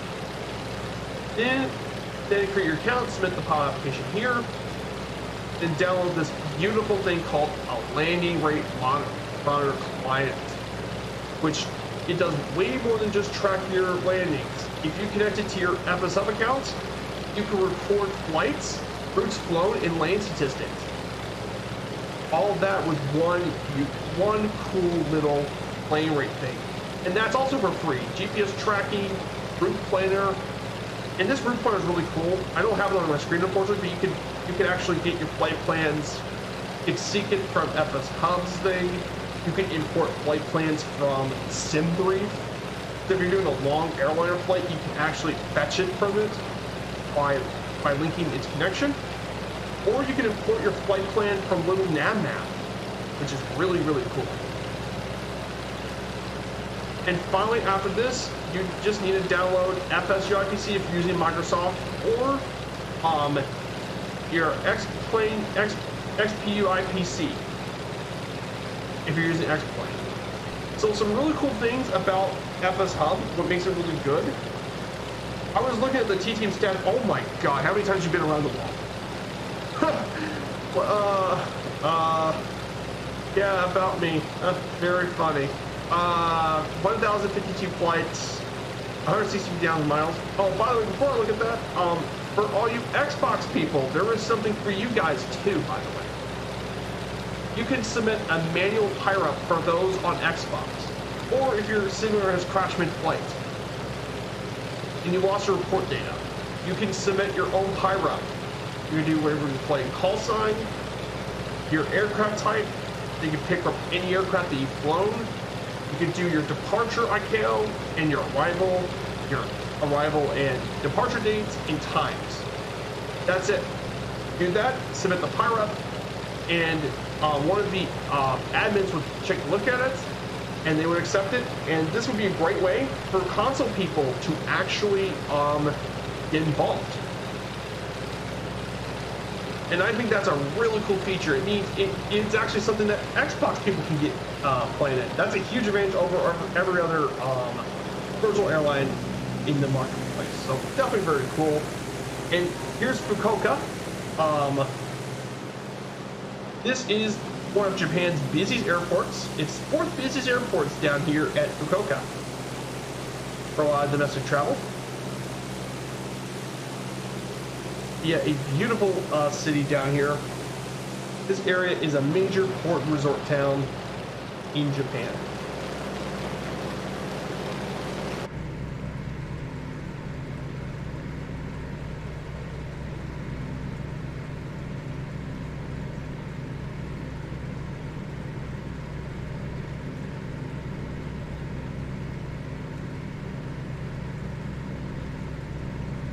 So yeah, by the way, for my statistics, it's load my map. Let my map load. It's load my flight data thing. I'm gonna let my map give times. Also, one more thing too, I also have achievements too. You can actually complete achievements. There's special event achievements, which is one-off events. And these are single flight achievements, so you have all the single flight stuff you could do, from dangerous approaches to doing routes, Australia. And they vary from all sorts of distances.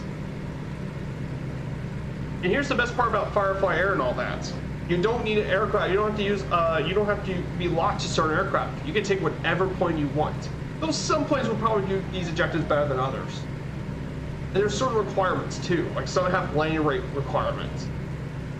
Then we have our multi-flights. And believe it or not, our achievement is actually going to be one of them. The Japan flight is actually one of our achievements we're going to be doing. And there's all sorts of them. If we can visit U.S. cities, that might be where we're going to visit next. In fact, that might be where I go next, is to visit the U.S. cities and just do the airliner flights. Maybe I'll do these next, or do the Orient Express or Route 66. You can do all those. And then if you're part of Firefly Air, we even have very special achievements for all of you guys too for Firefly Air. We have our own achievements. And there's all sorts of achievements we got for you guys here too. We have dangerous airports. We got the off the rails, which is Monday's flight, by the way. We have vintage airport stuff. We have our across the Atlantic event. Yes, we flew all the way across the Atlantic from Boston to Dublin. That was awesome. And by the way, if you guys want to join Firefly Air, here's the link. And of course, I gotta give a shout out to Tom Murphy, even though he may not be here. But the dude, I mean, is so important for me and my family. So, I hope you guys are doing great. Well,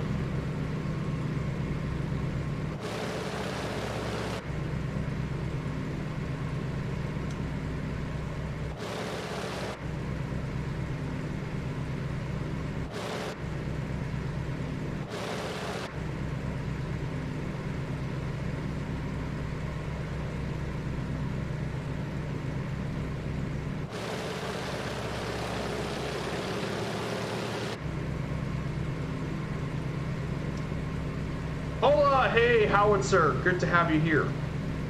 But it says here on my pilot profile, I flew all over the world basically. I flew the entire world. I flew over all the countries. I flew everywhere. So basically, I've been everywhere. But yeah, I've done nearly everything you could have asked me. It is awesome. Firefly is amazing. I don't know why we haven't discovered it earlier. Yeah, the Firefly Air stats. It is. I mean, 212 pilots, over 200 pilots. Our airline has done 8,000 flights, 77,405 hours, and over 2 million miles.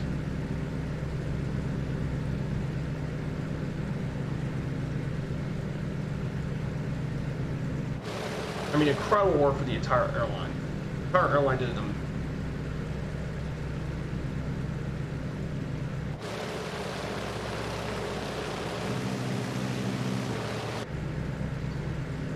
So, we're gonna. Have you tried beta and multi-screen? I don't have the Sim Update 10 update, unfortunately. I don't have the beta. I'm not gonna test it. I'm not gonna take risk. I'm gonna wait until the final product comes out, but I've not tried it yet. I don't have the Sim Update 10 beta. Though, from the patch notes, I'm really interested to see how things go with the update. Personally, so yeah, I'm very excited to see what's gonna come next. So we're gonna continue on our slideshow for today. So let's continue on what we talked about earlier. And we're actually talking about Japanese pop culture today. For guys who just came in from March Turn, we were talking about Japanese pop culture. And how about something in recent years has been a massive part of Japanese pop culture? Yes, anime. Anime is a massive deal in Japan. Anime is basically the Japanese term for animation. And outside Japan, anime refers to animation produced in Japan. Now, the earliest commercial Japanese animations date all the way back to 1917. But the characteristic art style emerged in the 60s thanks to the works of Osamu Tezuka, known as the father of manga. It developed a large domestic audience. And anime is often distributed theatrically with TV broadcasts, direct-to-home media, and over the internet. And anime are often adaptations of Japanese comics known as manga, light novels, or video game. And Japan's history goes a long way, bud. Though some of the earliest pioneers came in 1917, was the first commercial one. In the mid-30s, animation was well established in Japan as an alternative format to the live-action industry, though it did suffer a lot of competition due to the rise of Disney, especially. However, there's a lot of animationers like Nobuo Ojuji who work with cheaper cutout animation than cell animation, though other creators made great strides in technique. And the first full-length animation film was produced in 1945, Momotaro's Sacred Sailors, with the sponsorship from the Japanese Navy. It was the first full-length animated film, and basically it was war propaganda for the Japanese naval ministry.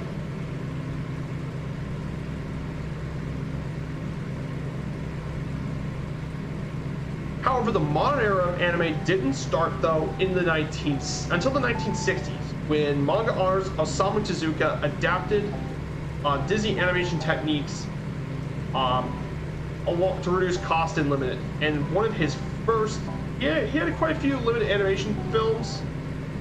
However, the main thing that really put anime on the map was the success of Astro Boy in 1963. Astro Boy was based off the manga in 1952's manga Astro Boy, which was one of the most famous manga of all time. That one lasted for 4 seasons with 193 episodes. At its height, over 40% of the Japanese population have actually watched the anime on TV.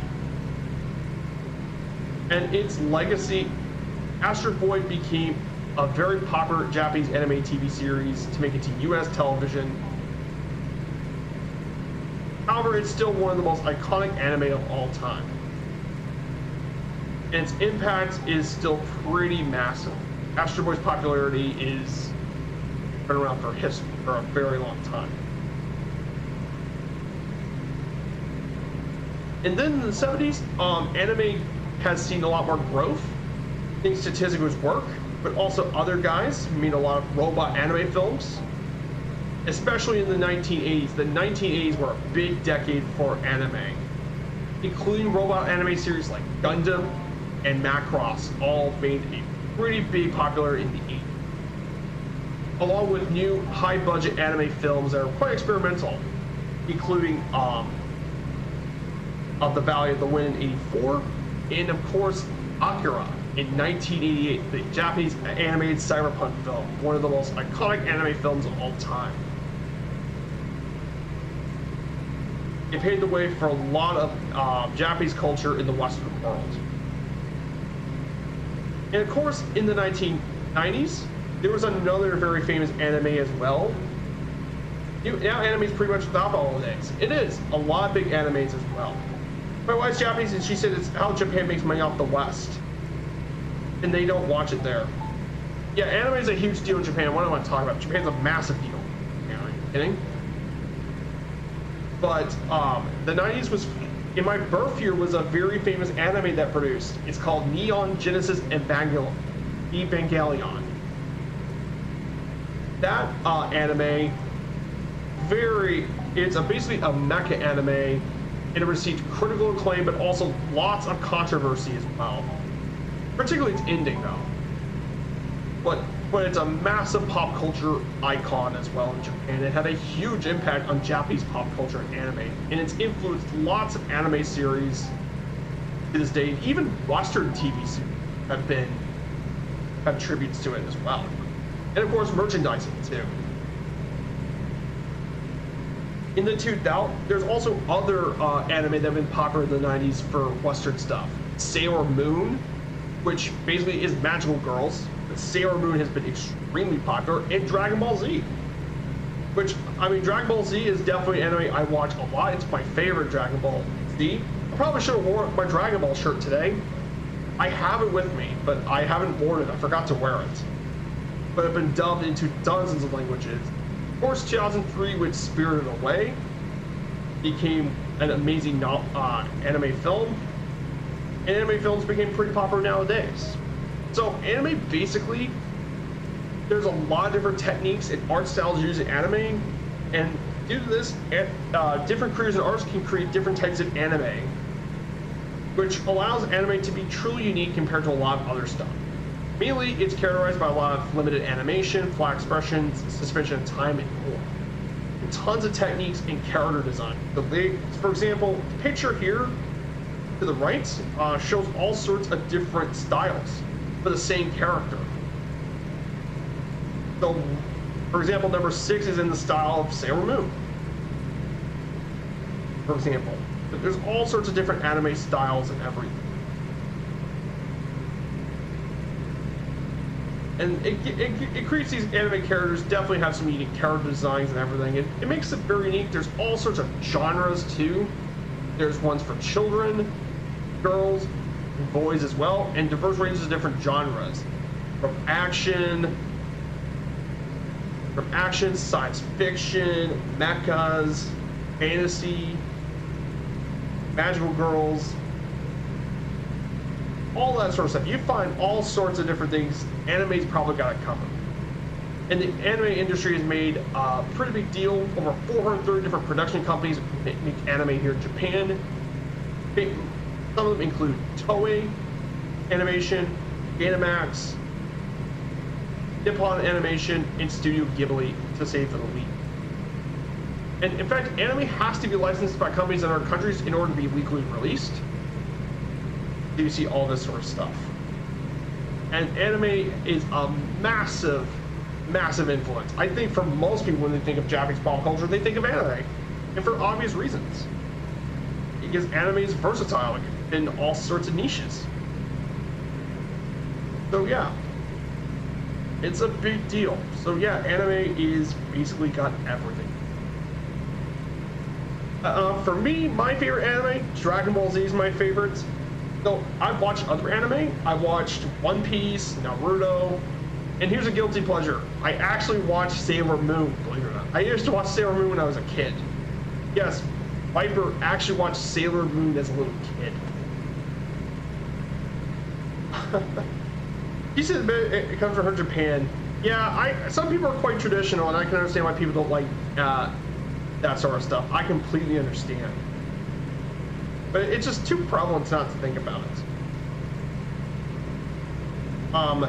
And then in a similar vein to anime is manga. Now, manga is basically, for those who don't know about it, manga is basically Japan's version of comic books. And it's been around for a long time. Actually, it goes much farther back than anime. How about from the 12th century? And believe it or not, they actually read, unlike American comic books, which is left to right, manga is actually right to left. This is a major difference between, well.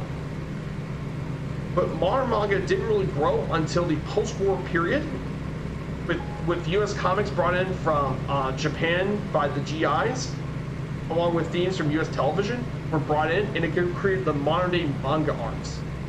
And of course, who could forget Osamu Tezuka's Astro Boy as well. There's also been the rise of a lot of female manga artists in 1969. And of course, a lot of different, and these artists made a lot of important shoujo things as well. A lot of female artists made some very popular manga, including Tokyo Mew Mew from Riko Yoshida. And of course, who could forget Sailor Moon by Makoto Takeuchi. Became internationally very popular manga for females. And then there's also male readers as well,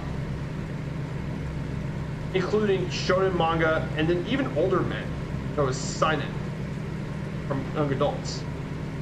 And there's all sorts of genres like heroes and all that. And a lot of popular themes include science fiction, technology, sports, and supernatural settings. There's all sorts of different exhibitions and all that.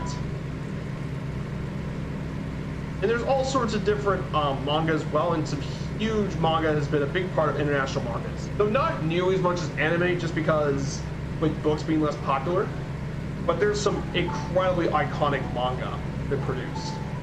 First, Go-Go 13 is currently the longest running manga. It's been continuing to produce since 1968. It's still going, believe it or not. Then we have the classic Doraemon from 1969. Is one of the best-selling manga of all time. I basically picked those because of on-time selling, but Doraemon was produced from 1969 to 1996. It was about a robotic cat named Doraemon who travels back in time from the 22nd century to aid a boy known as Nobita, and has produced iconic not just anime, but even movies, by the way, with Doraemon. It has a massive legacy as well. And then who could forget in 1984 the original Dragon Ball? Now Dragon Ball the original, it takes place before Z, but that was made by none other than Akira Toriyama made that one back in '94, and it featured an iconic character known as Son Goku, and it goes through his martial arts journey along with his friends Krillin, with Master Roshi, and Bulma. It became one of the most successful manga series of all time. And Dragon Ball didn't just become known for its anime, it had a massive anime legacy and cultural impact. And then we also, 1997, we have One Piece. Still going, is the best-selling manga of all time with over 490 million copies of it sold in 102 volumes, featuring the iconic lovable pirate Luffy and his crew of misfits, and his goal to become the king of the pirates. And it's been a massive part of animation, and its impact in it is pretty huge.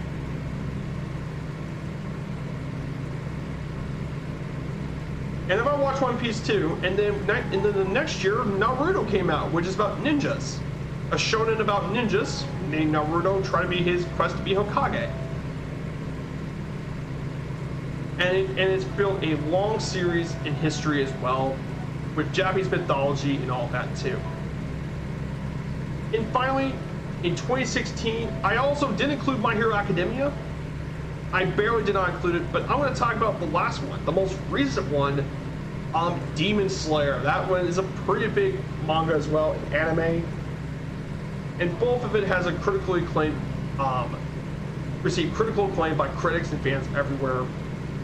And it's about Tanjiro Kamado becoming a Demon Slayer after his family was slaughtered by demons. And it goes through the entire arcs of him as well. So yeah, some very iconic manga and all that. So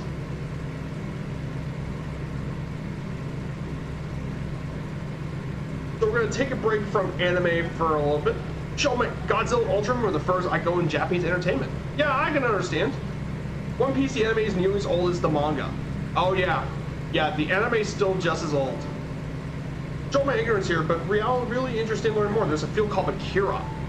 Oh yes, Akira. Yeah, Akira was extremely iconic in the 1980s, Ricky Ricardo. Akira was basically a cyberpunk film, and it was very experimental with it. It was gruesome, but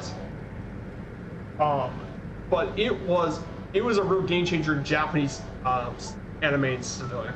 Nezuko is one of everybody's favorite waifus. Oh yeah, waifus.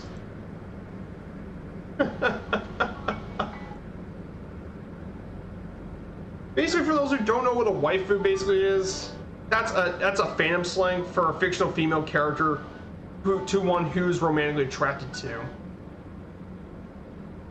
Yes, that's a pretty big meme nowadays, as well. I'm not even at the place.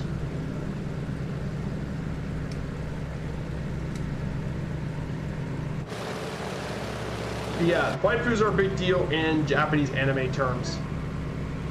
Big deal.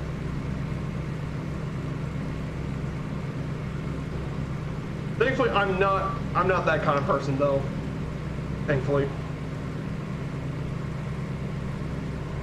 Yeah, all sorts of iconic characters. Other manga I did not include. There's a lot of other manga I didn't even include on this list, by the way. Bleach, that was produced from 2001 to 2016. JoJo's Bizarre Adventure, manga that became anime. A lot of these manga became anime adaptations. There's also My Hero Academia, as well, which is based on superheroes.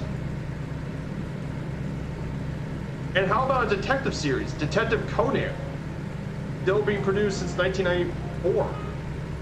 But yeah, you basically have all sorts of manga about all sorts of things, sports to action, everything. Like that's what makes anime so versatile. You got one for nearly everything. There's also adventures.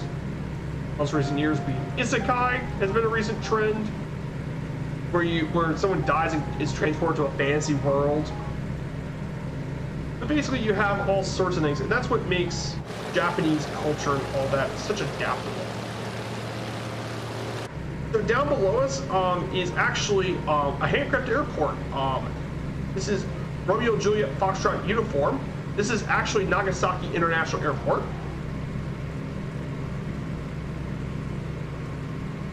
It's the main international airport for Nagasaki. That's actually down below us.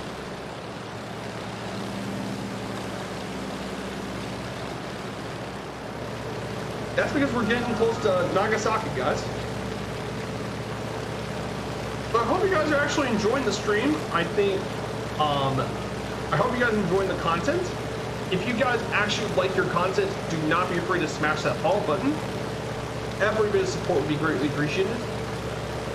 And if you are following the channel, don't be afraid to check out my Discord as well. So yeah, I hope everyone's having a great time here on today's stream.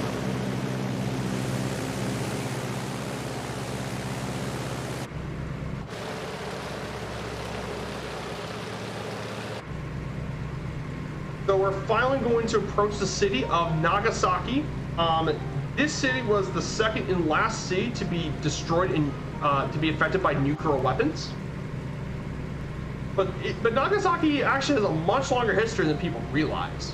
For one, Nagasaki was actually the sole port used by Portuguese and Dutch traders during the 16th through 19th centuries. And some of its Christian sites have been recognized in part of the UNESCO World Heritage List. It's the capital largest city of the Nagasaki Prefecture, with a population of 407,624. Part of Nagasaki was home to a major Japanese naval base during the First Sino-Japanese and Russo-Japanese War. Near the end of World War II, Nagasaki was bombed by the United States. And Nagasaki is the second and last city in the world to experience a nuclear attack on October 9th, 1945. And basically, Fat Man dropped over Nagasaki, and just less than a second after detonation, 35,000 people were killed. And that was because Boxcar dropped the bomb, which was a B-29 Super Fortress. It carried the Fat Man plutonium bomb, which basically the Fat Man was had a mass of 10,300 pounds, and it was dropped in Nagasaki. And the blast, by the way, the atomic blast that flew up Nagasaki was enormous.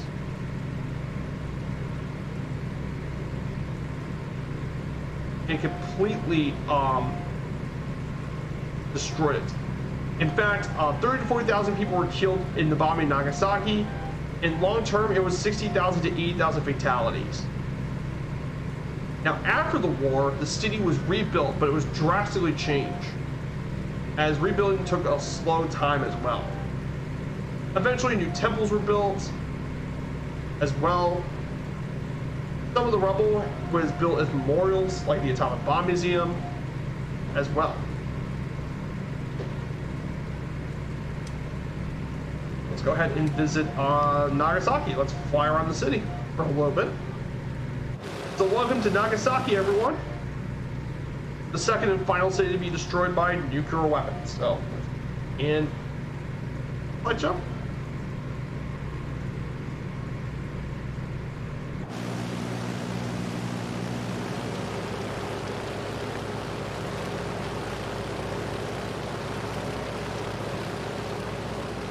Yeah, welcome to Nagasaki.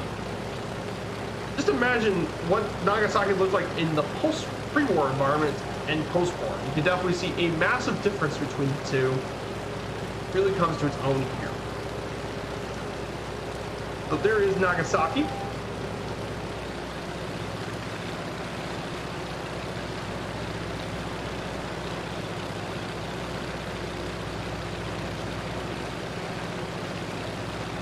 So you can see all around this area. Now guys, I do want to ask you a question, actually, once we get back cruising to the air. I'll give you guys a suggestion for what you guys want me to do for the next journey today. So there's a couple of multi-flight achievements, or you guys want me to do something different. So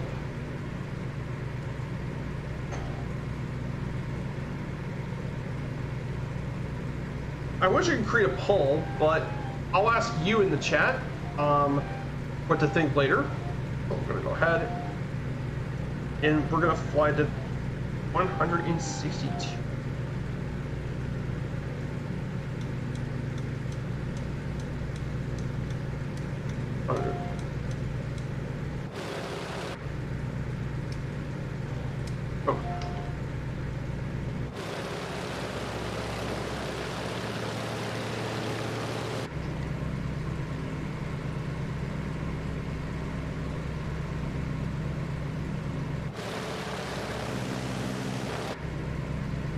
I mean, this area is just stunning.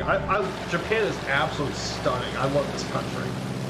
Like, I love the scenery of Japan. There's mountains, there's lots of water. I think that it's like a better looking version of the Philippines. And I like the Philippines. This is, I don't know, like the train's much better. We only have 97 more nautical miles remaining on our journey today.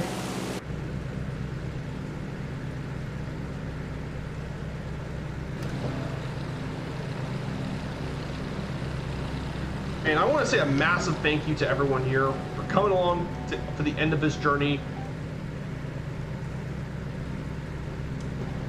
Especially a massive shout out to, once again, Arctic Turn. I want to say a massive thank you for him. For bringing his viewers here. And thank you all those guys in the chat, even the lurkers. Massive thank you to all you guys. I follow a few Japanese real life streamers. Oh, nice. Okay, a 7 account. Wait for 2 tones. Awesome. Yep.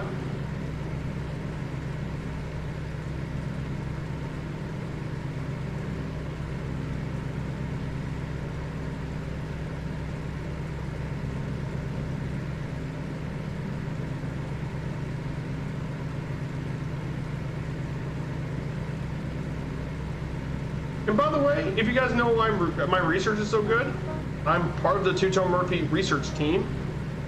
So definitely part of his community as well. Check out the Flying Circus. And part of Two-Tone Murphy's community. So massive part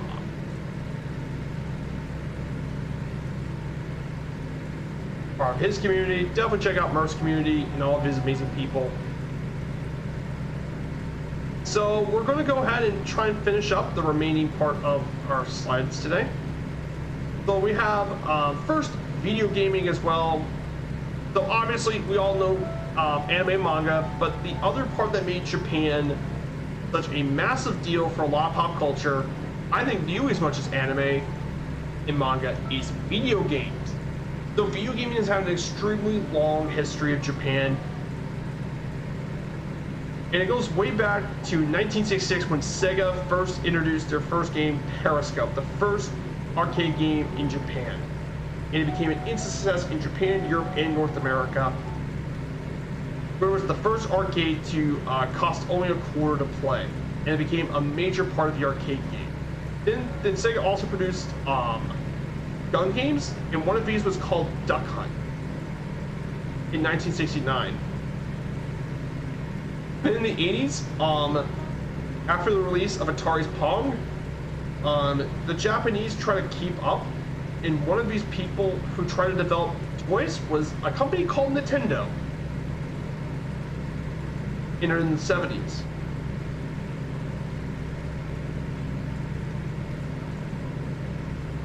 And basically they released a lot of arcade and stuff.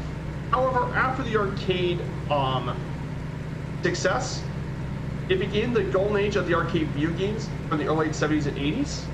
All sorts of arcade games, like Space Invaders, Galaxian, Pac-Man, and more from Banco. However, unfortunately, the video game industry still collapsed. However, during the 80s as well, there was the great video game crash in 1983. But it was known as the Atari shock as well. And many people doubted the video games became busy. However, the one who truly came to save it was Nintendo, with the Famicom in 83. But it wasn't until the Nintendo Entertainment System came out, the NES came out, and it completely changed.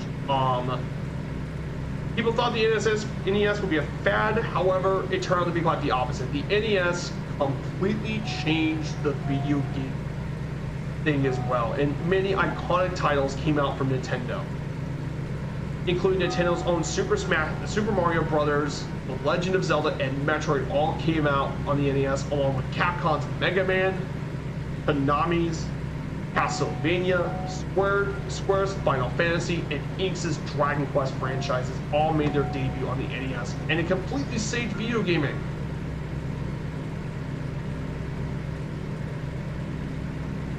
As well. In addition to this as well,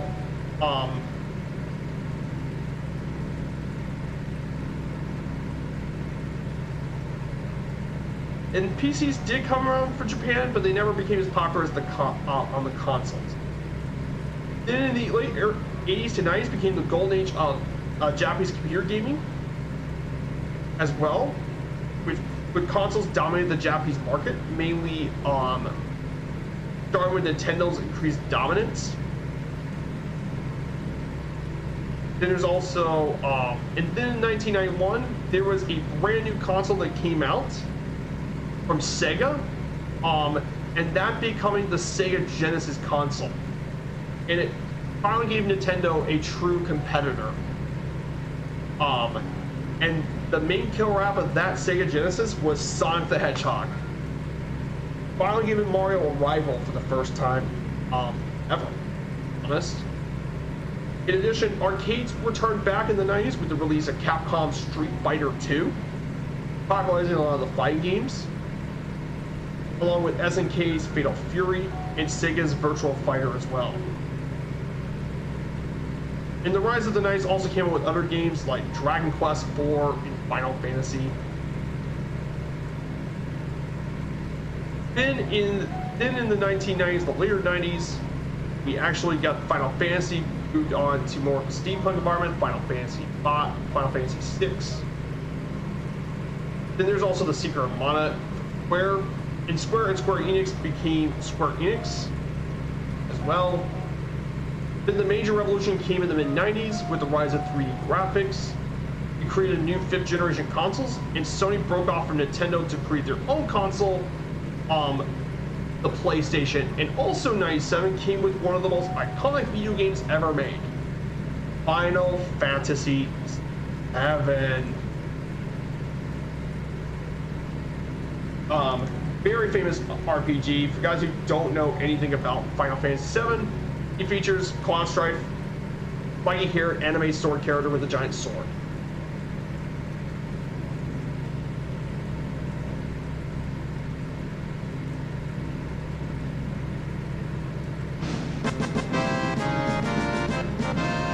Yeah, that was the victory theme from it. I just played that. Alright, so I do have the sound alerts, by the way, guys, if you're interested in actually trying out the sound alerts. As well.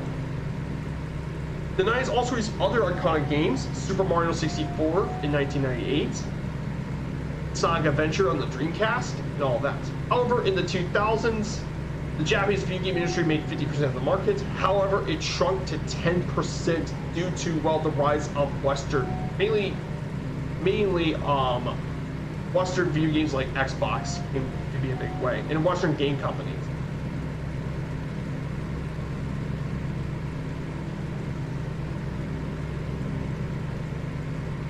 However, Japan still made major gains in the 2010s with the Metal Gear Solid games and all that. And then in 2010, we also have the Switch and the PlayStation 5 with all sorts of classic games in Japanese RPG. With games like Dragon Quest VII, Pokemon games, and all that. So video games are a big deal in Japan, the history. In terms of this as well, there's all sorts of major franchises coming from Japan. It includes Super Mario Brothers, Pokemon, Legend of Zelda, the Persona series, Resident Evil, Final Fantasy, and Monster Hunter have gained a lot of international acclaim. There's also the Japanese RPG sort of thing. The Japanese role-playing genre is a massive deal, and it's truly a Japanese original. JRPGs played a massive role in video. In 2018, the country had nearly 67.6 million players as of 2018. So yeah, there's some iconic Japanese video games as well. To me, I play lots of Pokemon and Mario and Zelda. Probably my favorites.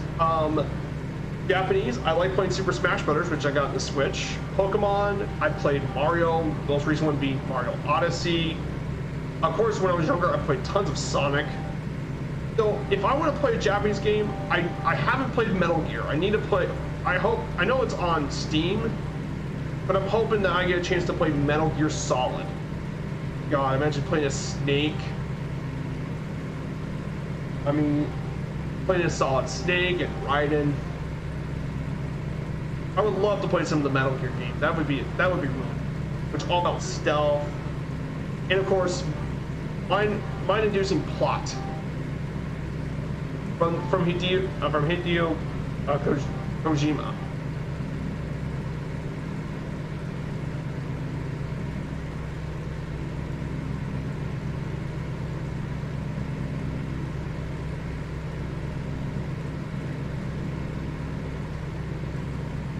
And finally, the last pop culture thing I want to talk. Now I'm going to play Animal Crossing. Yeah, Animal Crossing was a big thing during the pandemic. Animal Crossing New Horizons. Animal Crossing New Horizons was a big thing back in the pandemic days. I mean, it was a great way to pass a lot of the time during the pandemic and all that.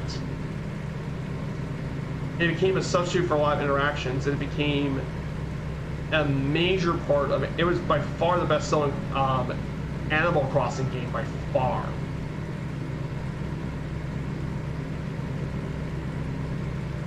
But I mean, it deserved it for being an incredibly good game and all that.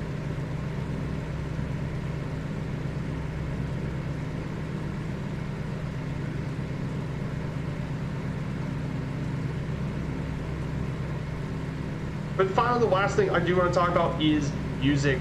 Japan, what is a major musical power in music too. And Japanese music is so diverse. So you have, in fact, it's one of the world's largest music market for both media and online. Oh, what's this? Oh, I got a new follow from Liam121EBC with the follow. Liam, thank you so much for coming along with the follow. I hope you're doing well. Thank you so much for coming along. Oh, you're lurking. No worries, Liam. Thank you. Thanks for the follow.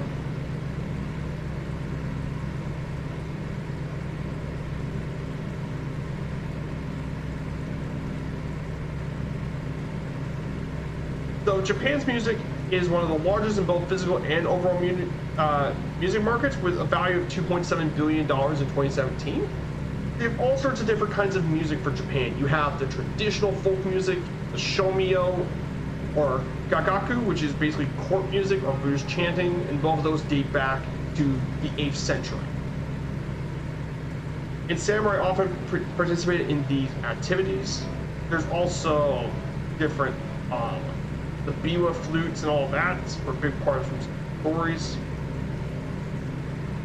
There's all sorts of different folk musics from different areas, like from Okinawa. And then Western music came along and it introduced its own set of musical properties too. basically its own version of the blues that came after the Meiji Restoration.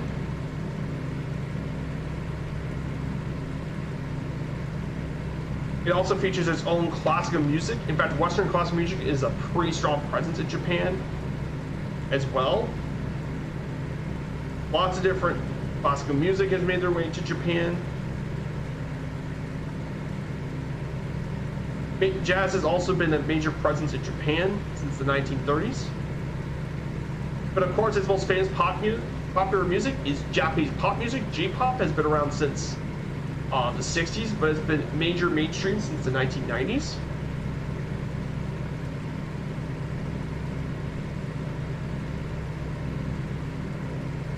And it featured all sorts of different Japanese pop bands with a wide variety of different, all sorts of music and tons of different, all sorts of different artists. Given Japanese pop its unique type of music. There's also idol music from the idols, dance and disco, and then there's Japanese rock that has been around since the 1960s with all sorts of different rock bands that come in Japan all throughout since the 1960s. Punk rock, there's even metal bands, as Japan's actually quite successful as a market for metal. It surprised a lot of people, but yeah, metal actually has been a thing in Japan. And then Japanese metal came to their attention in 2014 with the Baby Metal band. There's also, and again, video game music's a big deal because, you know, Japan has some of the most iconic video game music.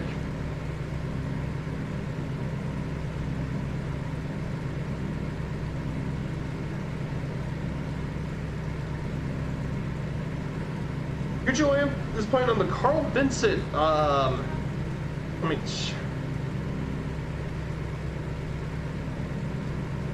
could I land on the Carl Vincent though?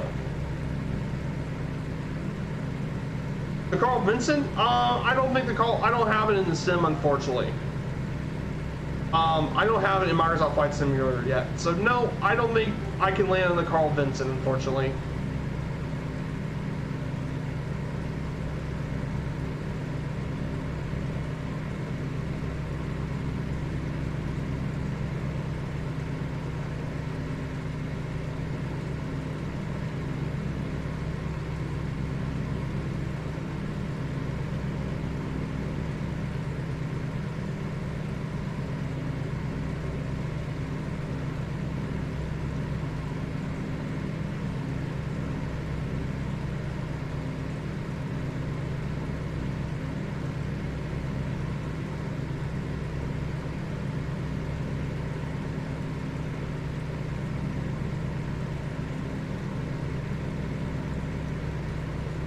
I don't know if you can slow down since you don't have a tail hook.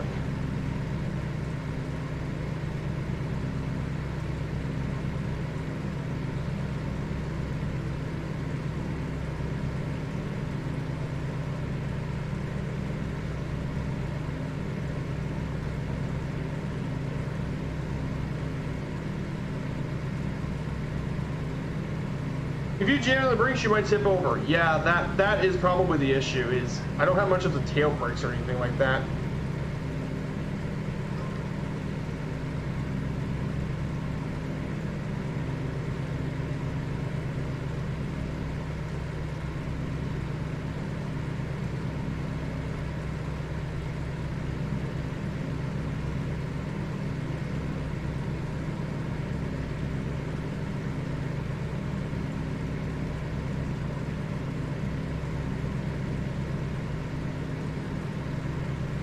Also, you would have to buy a tail hook and map to do the paddles.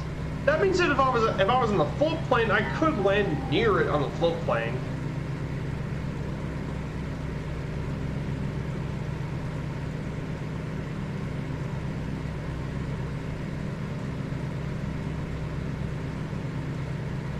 So, okay guys, we're going to be approaching to our final destination, which is going to be coming pretty soon.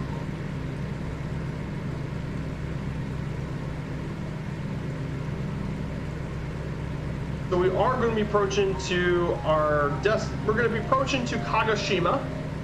Now, a bit about Kagoshima.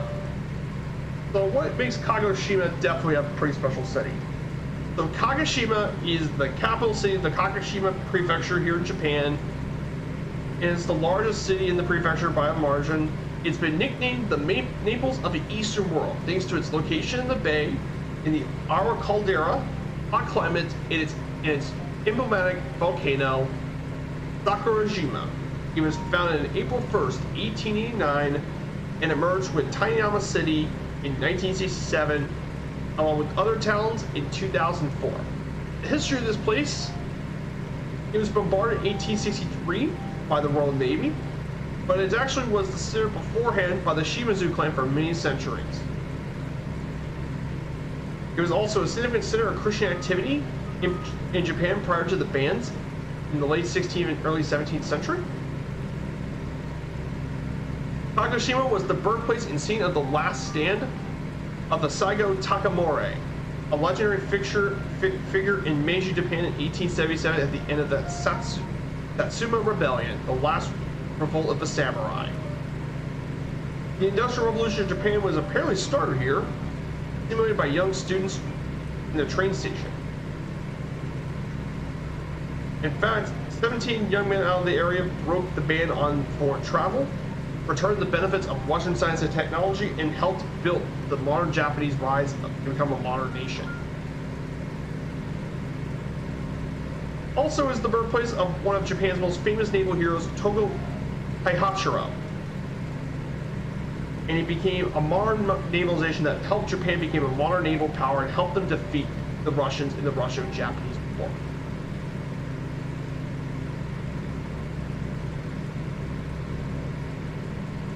Now, during World War II, Kagoshima was firebombed by incendiary cluster bombs by the Americans because Kagoshima was known for its large naval port. As a result, but after the war, it quickly became a major place as a point of interest.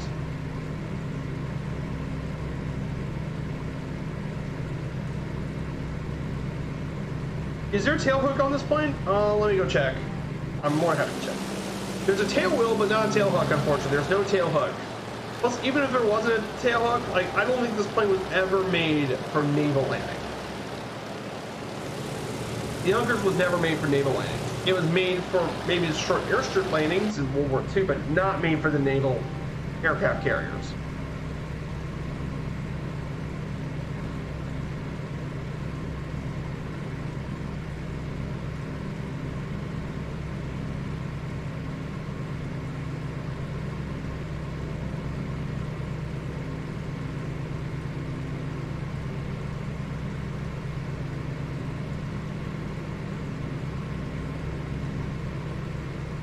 No worries.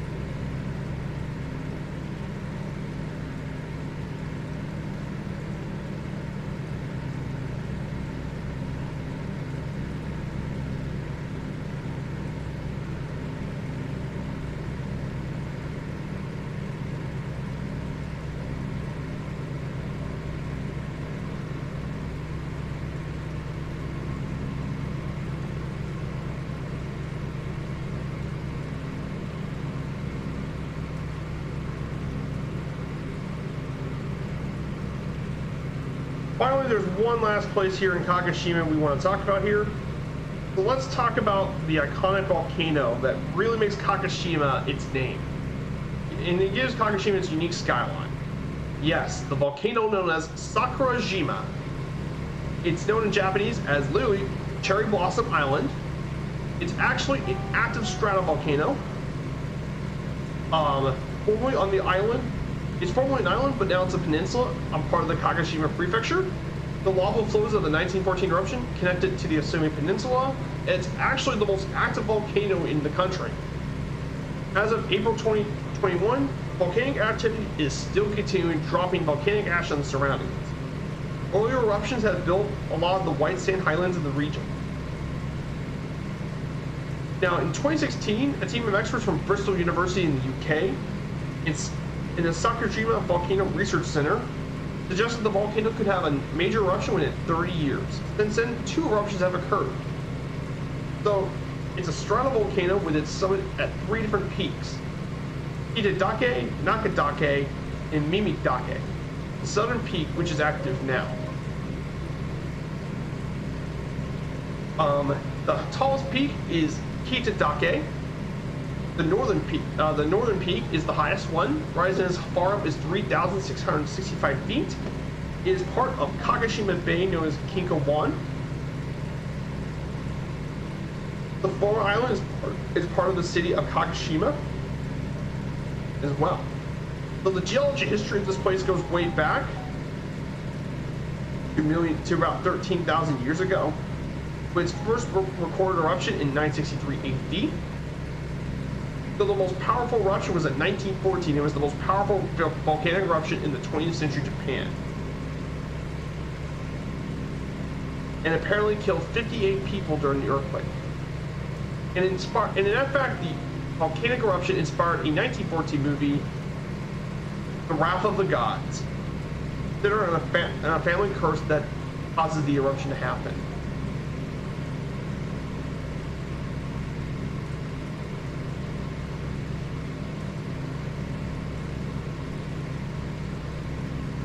Oh, there's a mod for the Titan for the Seahawk. Did you also own the Commodore 64 operating center like I did once? I don't think so. Soccer blue. Yeah, I feel that way.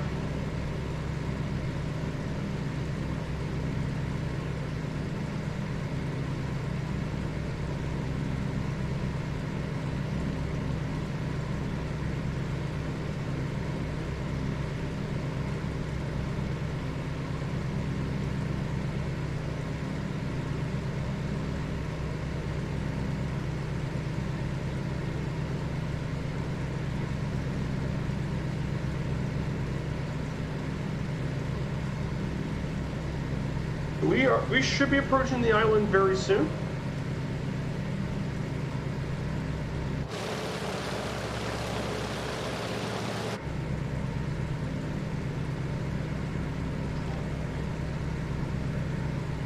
So that's be the last 2. There's Sakurajima right ahead of us. There's the volcano. Now earlier we visited another volcano, Mount Fuji. Mount Fuji is actually the previous volcano we went to 2 weeks ago.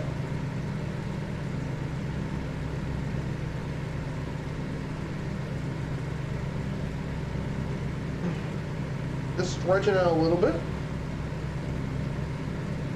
So the question I want to ask you all in the chat for the next series.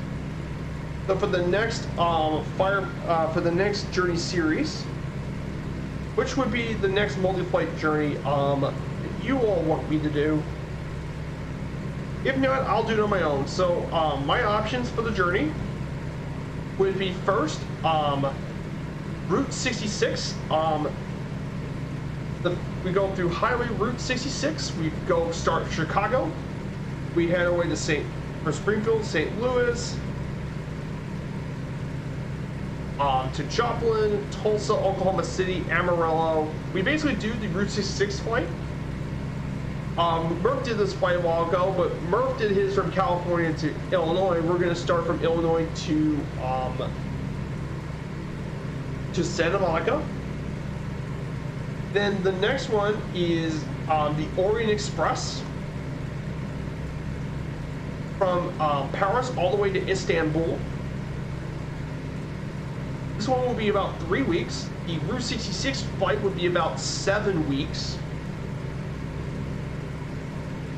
Then we also have the Spanish Road, which was used during the 80 Years War against the Dutch. from Barcelona to Brussels.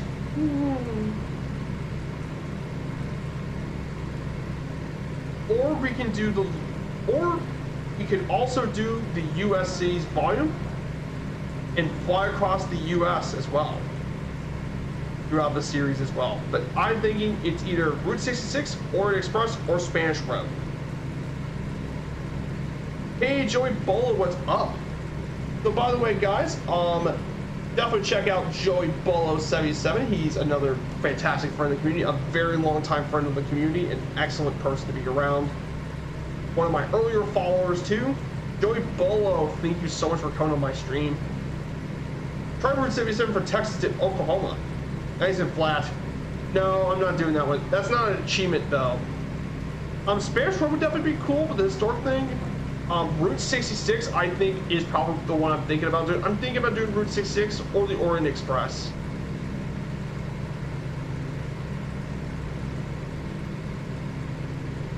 But I'm thinking either Route 66 or Orient Express. Guys, if one for Route 66 or 2 for the Orient Express. So the Spanish, you pick Spanish Road, that would be 3 for the Spanish Road. As well.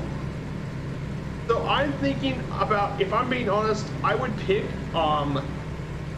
good old Route 66 for me. I think would be the one I would pick. There's a lot of US cities, so the Orient Express would be great too. So I'd probably pick Route 66 for the next journey, or Orient Express. Orient Express, I don't know, it's up to you guys. First, okay, I think we have 1 for Route 66, 2 for Orient Express. Someone has to be the tiebreaker.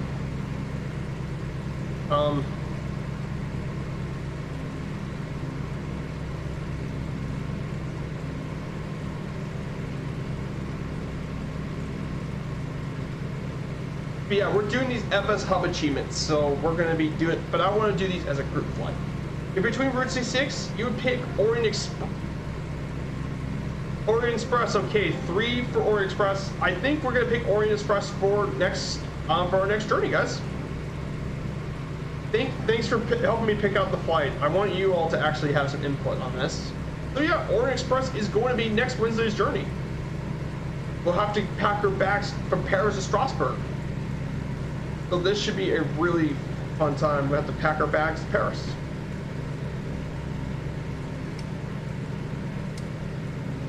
All right, we're gonna get off the autopilot. Yeah, that would be really cool. And again, this would be a 2-week flight series. I'll be doing, I'm gonna do 2 legs per flight.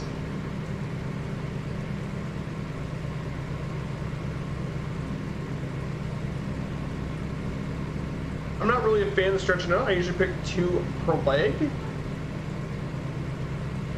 But like I said, I'll come up with some really fun way to make the most of it. And like I said earlier, we'll be flying tons of different planes this journey. So here we are at Kagoshima. So welcome to Kagoshima. Thanks, dude. This was a great flight. I'm sure the next one too. Oh, I would really thank you so much, Ricky Ricardo. Richie Ricardo, thank you so much for your support. That's really awesome. Like, guys, every bit of support is always welcome. So much information, I know, and the information I do, I think really makes me unique, and I'm proud of it. I'm proud to be someone who does things unique.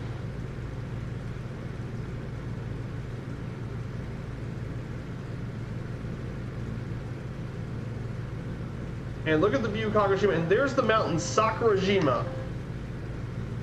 Originally, when the Japanese route would require you to go straight there to Kagoshima Airport, but you would miss out on the volcano, like one of the most signature parts of all of it. Plus, you miss out on Nagasaki and Fukuoka, 2 iconic cities in this whole area.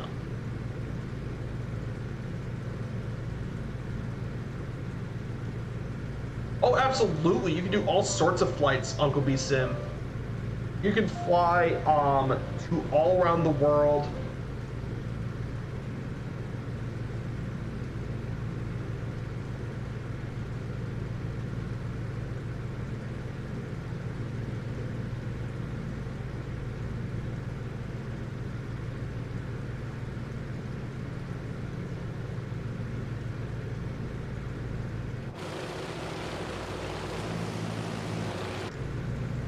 So we're gonna get up close to the map. We're gonna get close to the volcano, guys. Like usually we don't get anywhere near volcanoes in Microsoft Flight Simulator, Mike. This would be. Oh, the America City ideas would be great. I actually, for the America City idea, I have an idea for that one. For the American US Cities one, I think if I were gonna do that, maybe I do airliners. Take the airliners, because we don't have to require the landing or departure. So for example, San Francisco, I can depart from any airport of my choice. My distance has to be farther than 130 nautical miles. So I can take an airliner, let's say Los Angeles to San Francisco. That's a very popular, very busy air route, LA to San Francisco. That could be one we can do. Or we could do Las Vegas to San Francisco, because we have no departure limits on that. We can do that. For example, that's San Francisco. I've already done one. I managed to actually do it, the Philadelphia achievement, but maybe we could fly from Boston to Philly. That would be more. Basically, we have all sorts of different airliner routes ideas. We could fly airliners to these cities, which would be really, really cool. Or the Big Apple, or from New York. Like for example, I've already got the Big Apple one, but maybe for example, White Oak, which is Albuquerque. Maybe from Phoenix to Albuquerque. Something like that would be awesome. That would be perfect. Airliners would be incredible. Plus, it would give me more of a reason to fly the airliners in the sim. There's already some really good ones.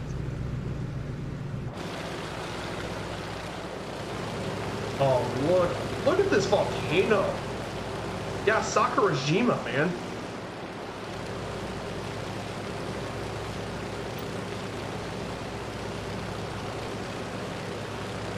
Oh my goodness, guys, that's awesome. Sakurajima looks absolutely awesome. But yeah, Route 66 is going to be a lot of fun too. And trust me, guys, there's going to be plenty of information about Route 66 as well. Route 66 sounds more fun, but trust me, we're going to be doing Orient Express for the next journey. But I'll probably do Route 66 afterwards, though, because Route 66 would be awesome too. And with my information as well, I think you guys are going to love it, especially with me providing information. Oh, we're getting the Fokker F-28. Oh, yeah, the F-28 Friendship. Yes. Fokker F-10.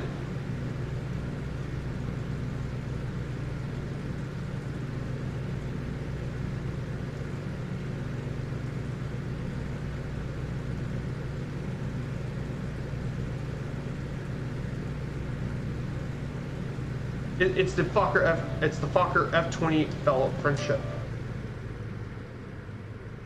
Okay, guys, one final slide for the journey. So we're going to be landing at Kagoshima Airport, Romeo Juliet, RJFK, Romeo Juliet, Foxtrot Kilo, Kagoshima Airport. This is the main airport serving the Kagoshima area. It's at second biggest airport on the island of Kyushu, behind Fukuoka. The airport opened all the way back in 1972, replacing the former Imperial Japanese Navy airfield that was the main airport since '57. This city also is known for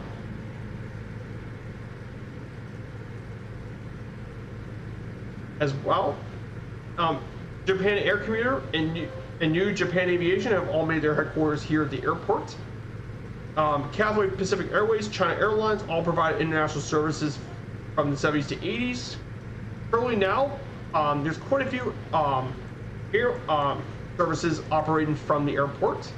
According to flightconnections.com, Kagoshima Airport serves some international destinations, including Hong Kong and Taipei, along with domestic routes, including islands like Okinawa, the Amami Islands, Osaka, Tokyo, and Nagoya. They all serve different routes on the island.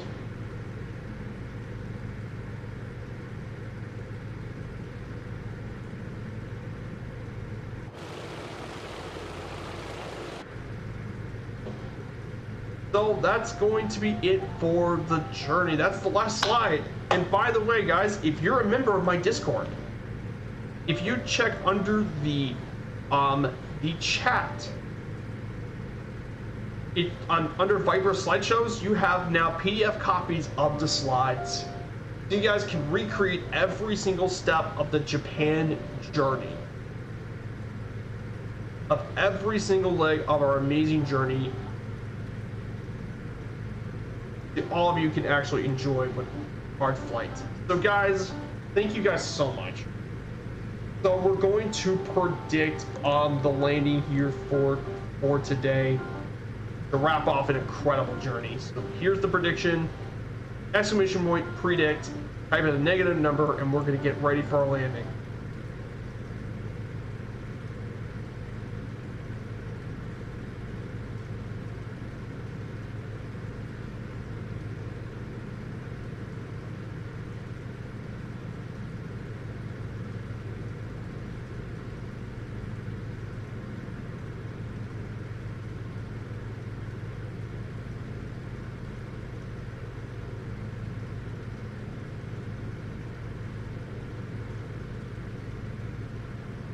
So we're approaching now is the second largest population city in the prefecture, Hiroshima.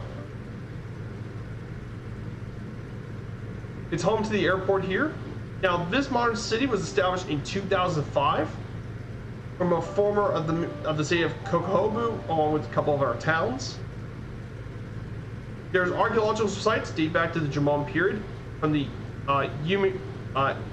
Imahara site, which was discovered here in 1997.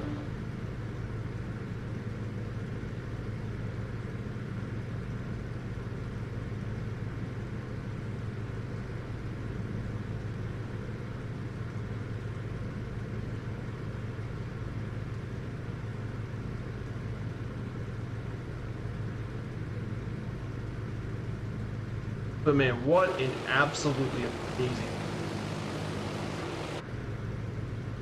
There is Hiroshima.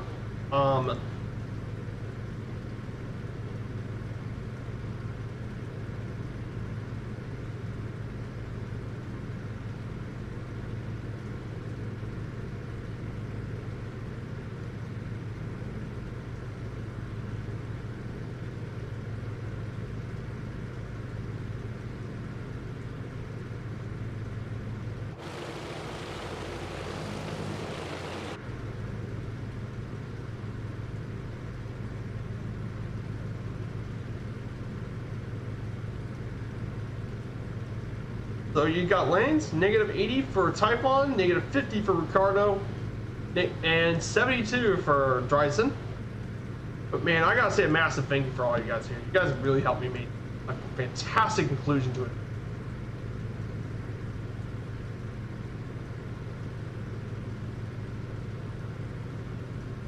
So yeah, I'm really excited. I'm very excited for a lot of amazing add-ons for the future.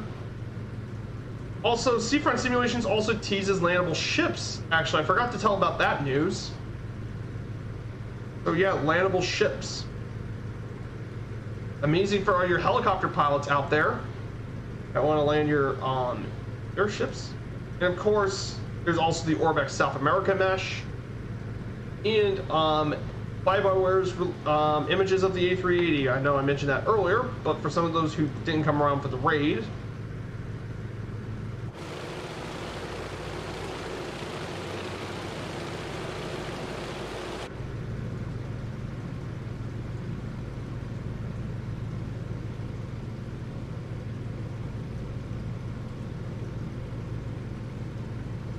Murph news is 12 minutes away. Yeah, Murph's gonna tell more about his news. But I just want to give you a brief news from my perspective.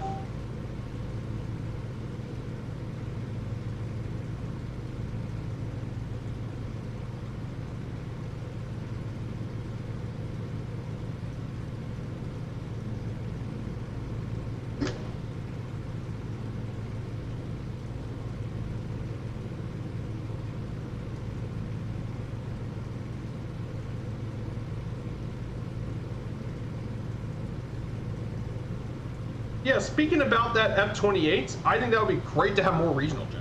Viper news.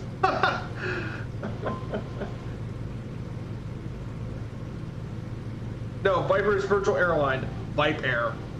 Yeah, Vipe Air.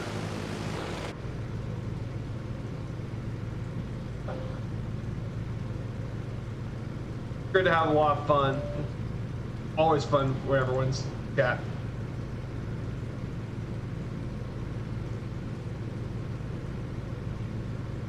So there's our airport, guys. We're gonna finally get this bad boy touched off. Then once we land here, we're gonna turn off the plane and get prepared. Yeah, maybe that'll be a subsidiary of Two-Tone Murphy. Maybe for Firefly Air. Vipe Air is the subsidiary brand of Two-Tone Murphy. Vipe Air. Yeah, maybe for VIP.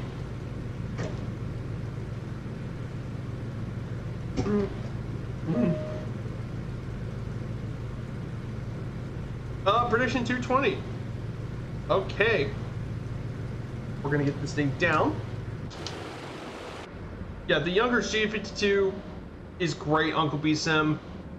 And you can get this in Marketplace for 15 bucks, which, I mean, for 15 is absolutely worth the money. The plane's stunning on both interior and outside. It's stunning. The low-cost airline parented by Firefly Air.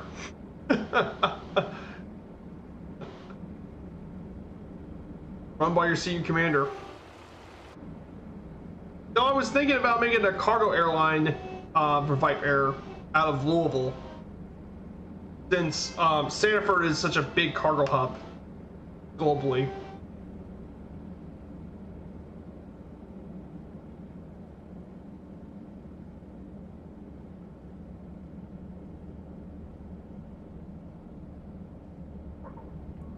$75, right on the dot. Right on the dot. -75. That was perfect. Right on the dot. Whoa, whoa, whoa, whoa, whoa, no. Need to actually reduce the trim. Yeah, this plane. Yeah, it's the best local Legends. I mean, it looks good. It flies fantastically. Lots of function. Yeah, I'm really good at landing these planes. Like, I'm good at landings. Except with the jets. I still need more practice. So there you go. Welcome to Kagoshima International Airport in Kagoshima. I'm gonna have to find a place to park. This big old beautiful Junkers.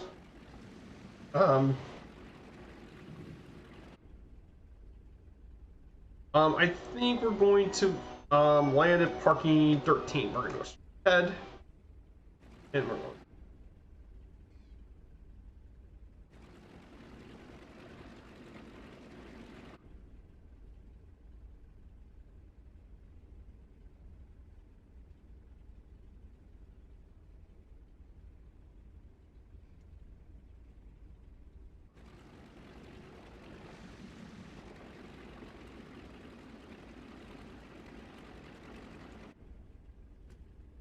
I can't believe this, guys. This is what a great end to the journey.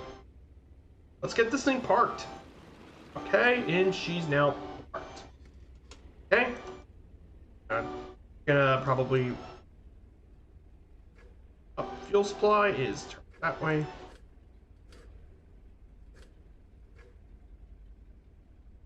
Mixture is cut off. Engine's now off. We're going to go ahead and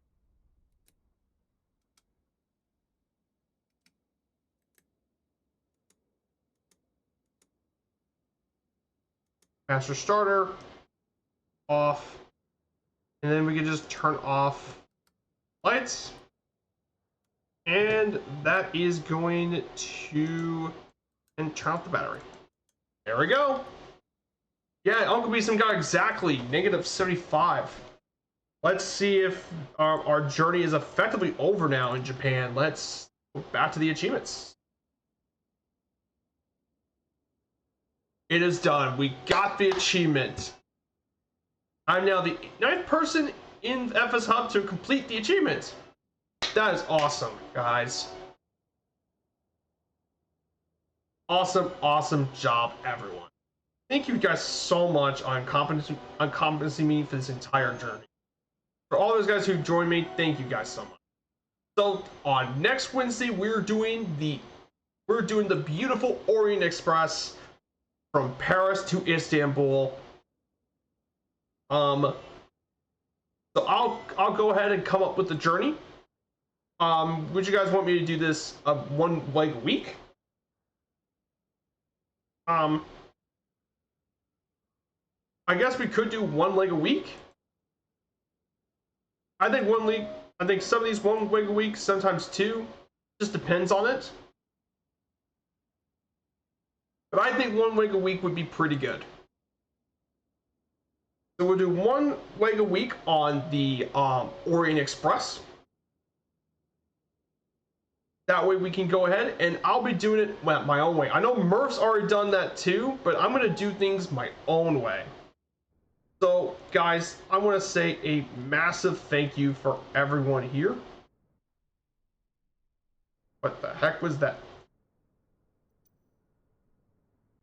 They did the Silk Road from Istanbul to Beijing. I could definitely see that being an achievement. Yeah, I think that would be a really cool achievement, the Silk Road. Central Asia's got full of mountains and everything, but yeah. So guys, thank you so much. What a fantastic way to end our journey on such a positive note. So I want to say a massive thank you. Thank you guys so much on this incredible journey. Just absolutely amazing. What a perfect way to end this Japanese journey. I absolutely adored every single leg of this fight. I mean, you guys have all made this stream possible. I mean, we got to visit some of the most iconic landmarks in the entire country. We got to visit Mount Fuji, we got to see Tokyo, Sapporo, Sakurajima, Nagasaki, Kyoto. We got to see all the iconic cities and the natural landmarks and beauties of this incredible country, incredible land and country. So I want to say a massive thank you for everyone here. So guys, for my next couple streams, on Sunday we will be doing the city tour series once again. But this time we're gonna go, we're actually gonna go somewhere totally new today. And that's because we're actually gonna visit a new city for our city tour series. And I think a really good place we're going to visit here is actually going to be, believe it or not, in the beautiful state of, we're gonna head back to Florida actually. And we're gonna visit the city, we're gonna actually visit the Tampa Bay area. Tampa, Clearwater, and St. Petersburg. So we're going to be visiting the Tampa Bay area for Sunday's stream, the city tour series. And then next Wednesday, we'll kick off the Orient Express. So guys, thank you so much for coming here on today's stream. Seriously, I want to give you a massive thank you to all you guys here for this incredible journey. So guys, we're going to go ahead and prepare for the raid to Two-Tone Murphy. I mean, Murph is without question the most important person that helped me become a better streamer and to become the streamer that I always want to be. So guys, stick around for the raid. I want as many people here So I want to say a massive thank you for everyone here on this incredible 5-week journey from Hokkaido to Kyushu. All the memories we made along the way and the incredible people. Thank you guys so much. And see you guys on Sunday. Viper Strike 95 will be signing off. Take care, everyone. Bye.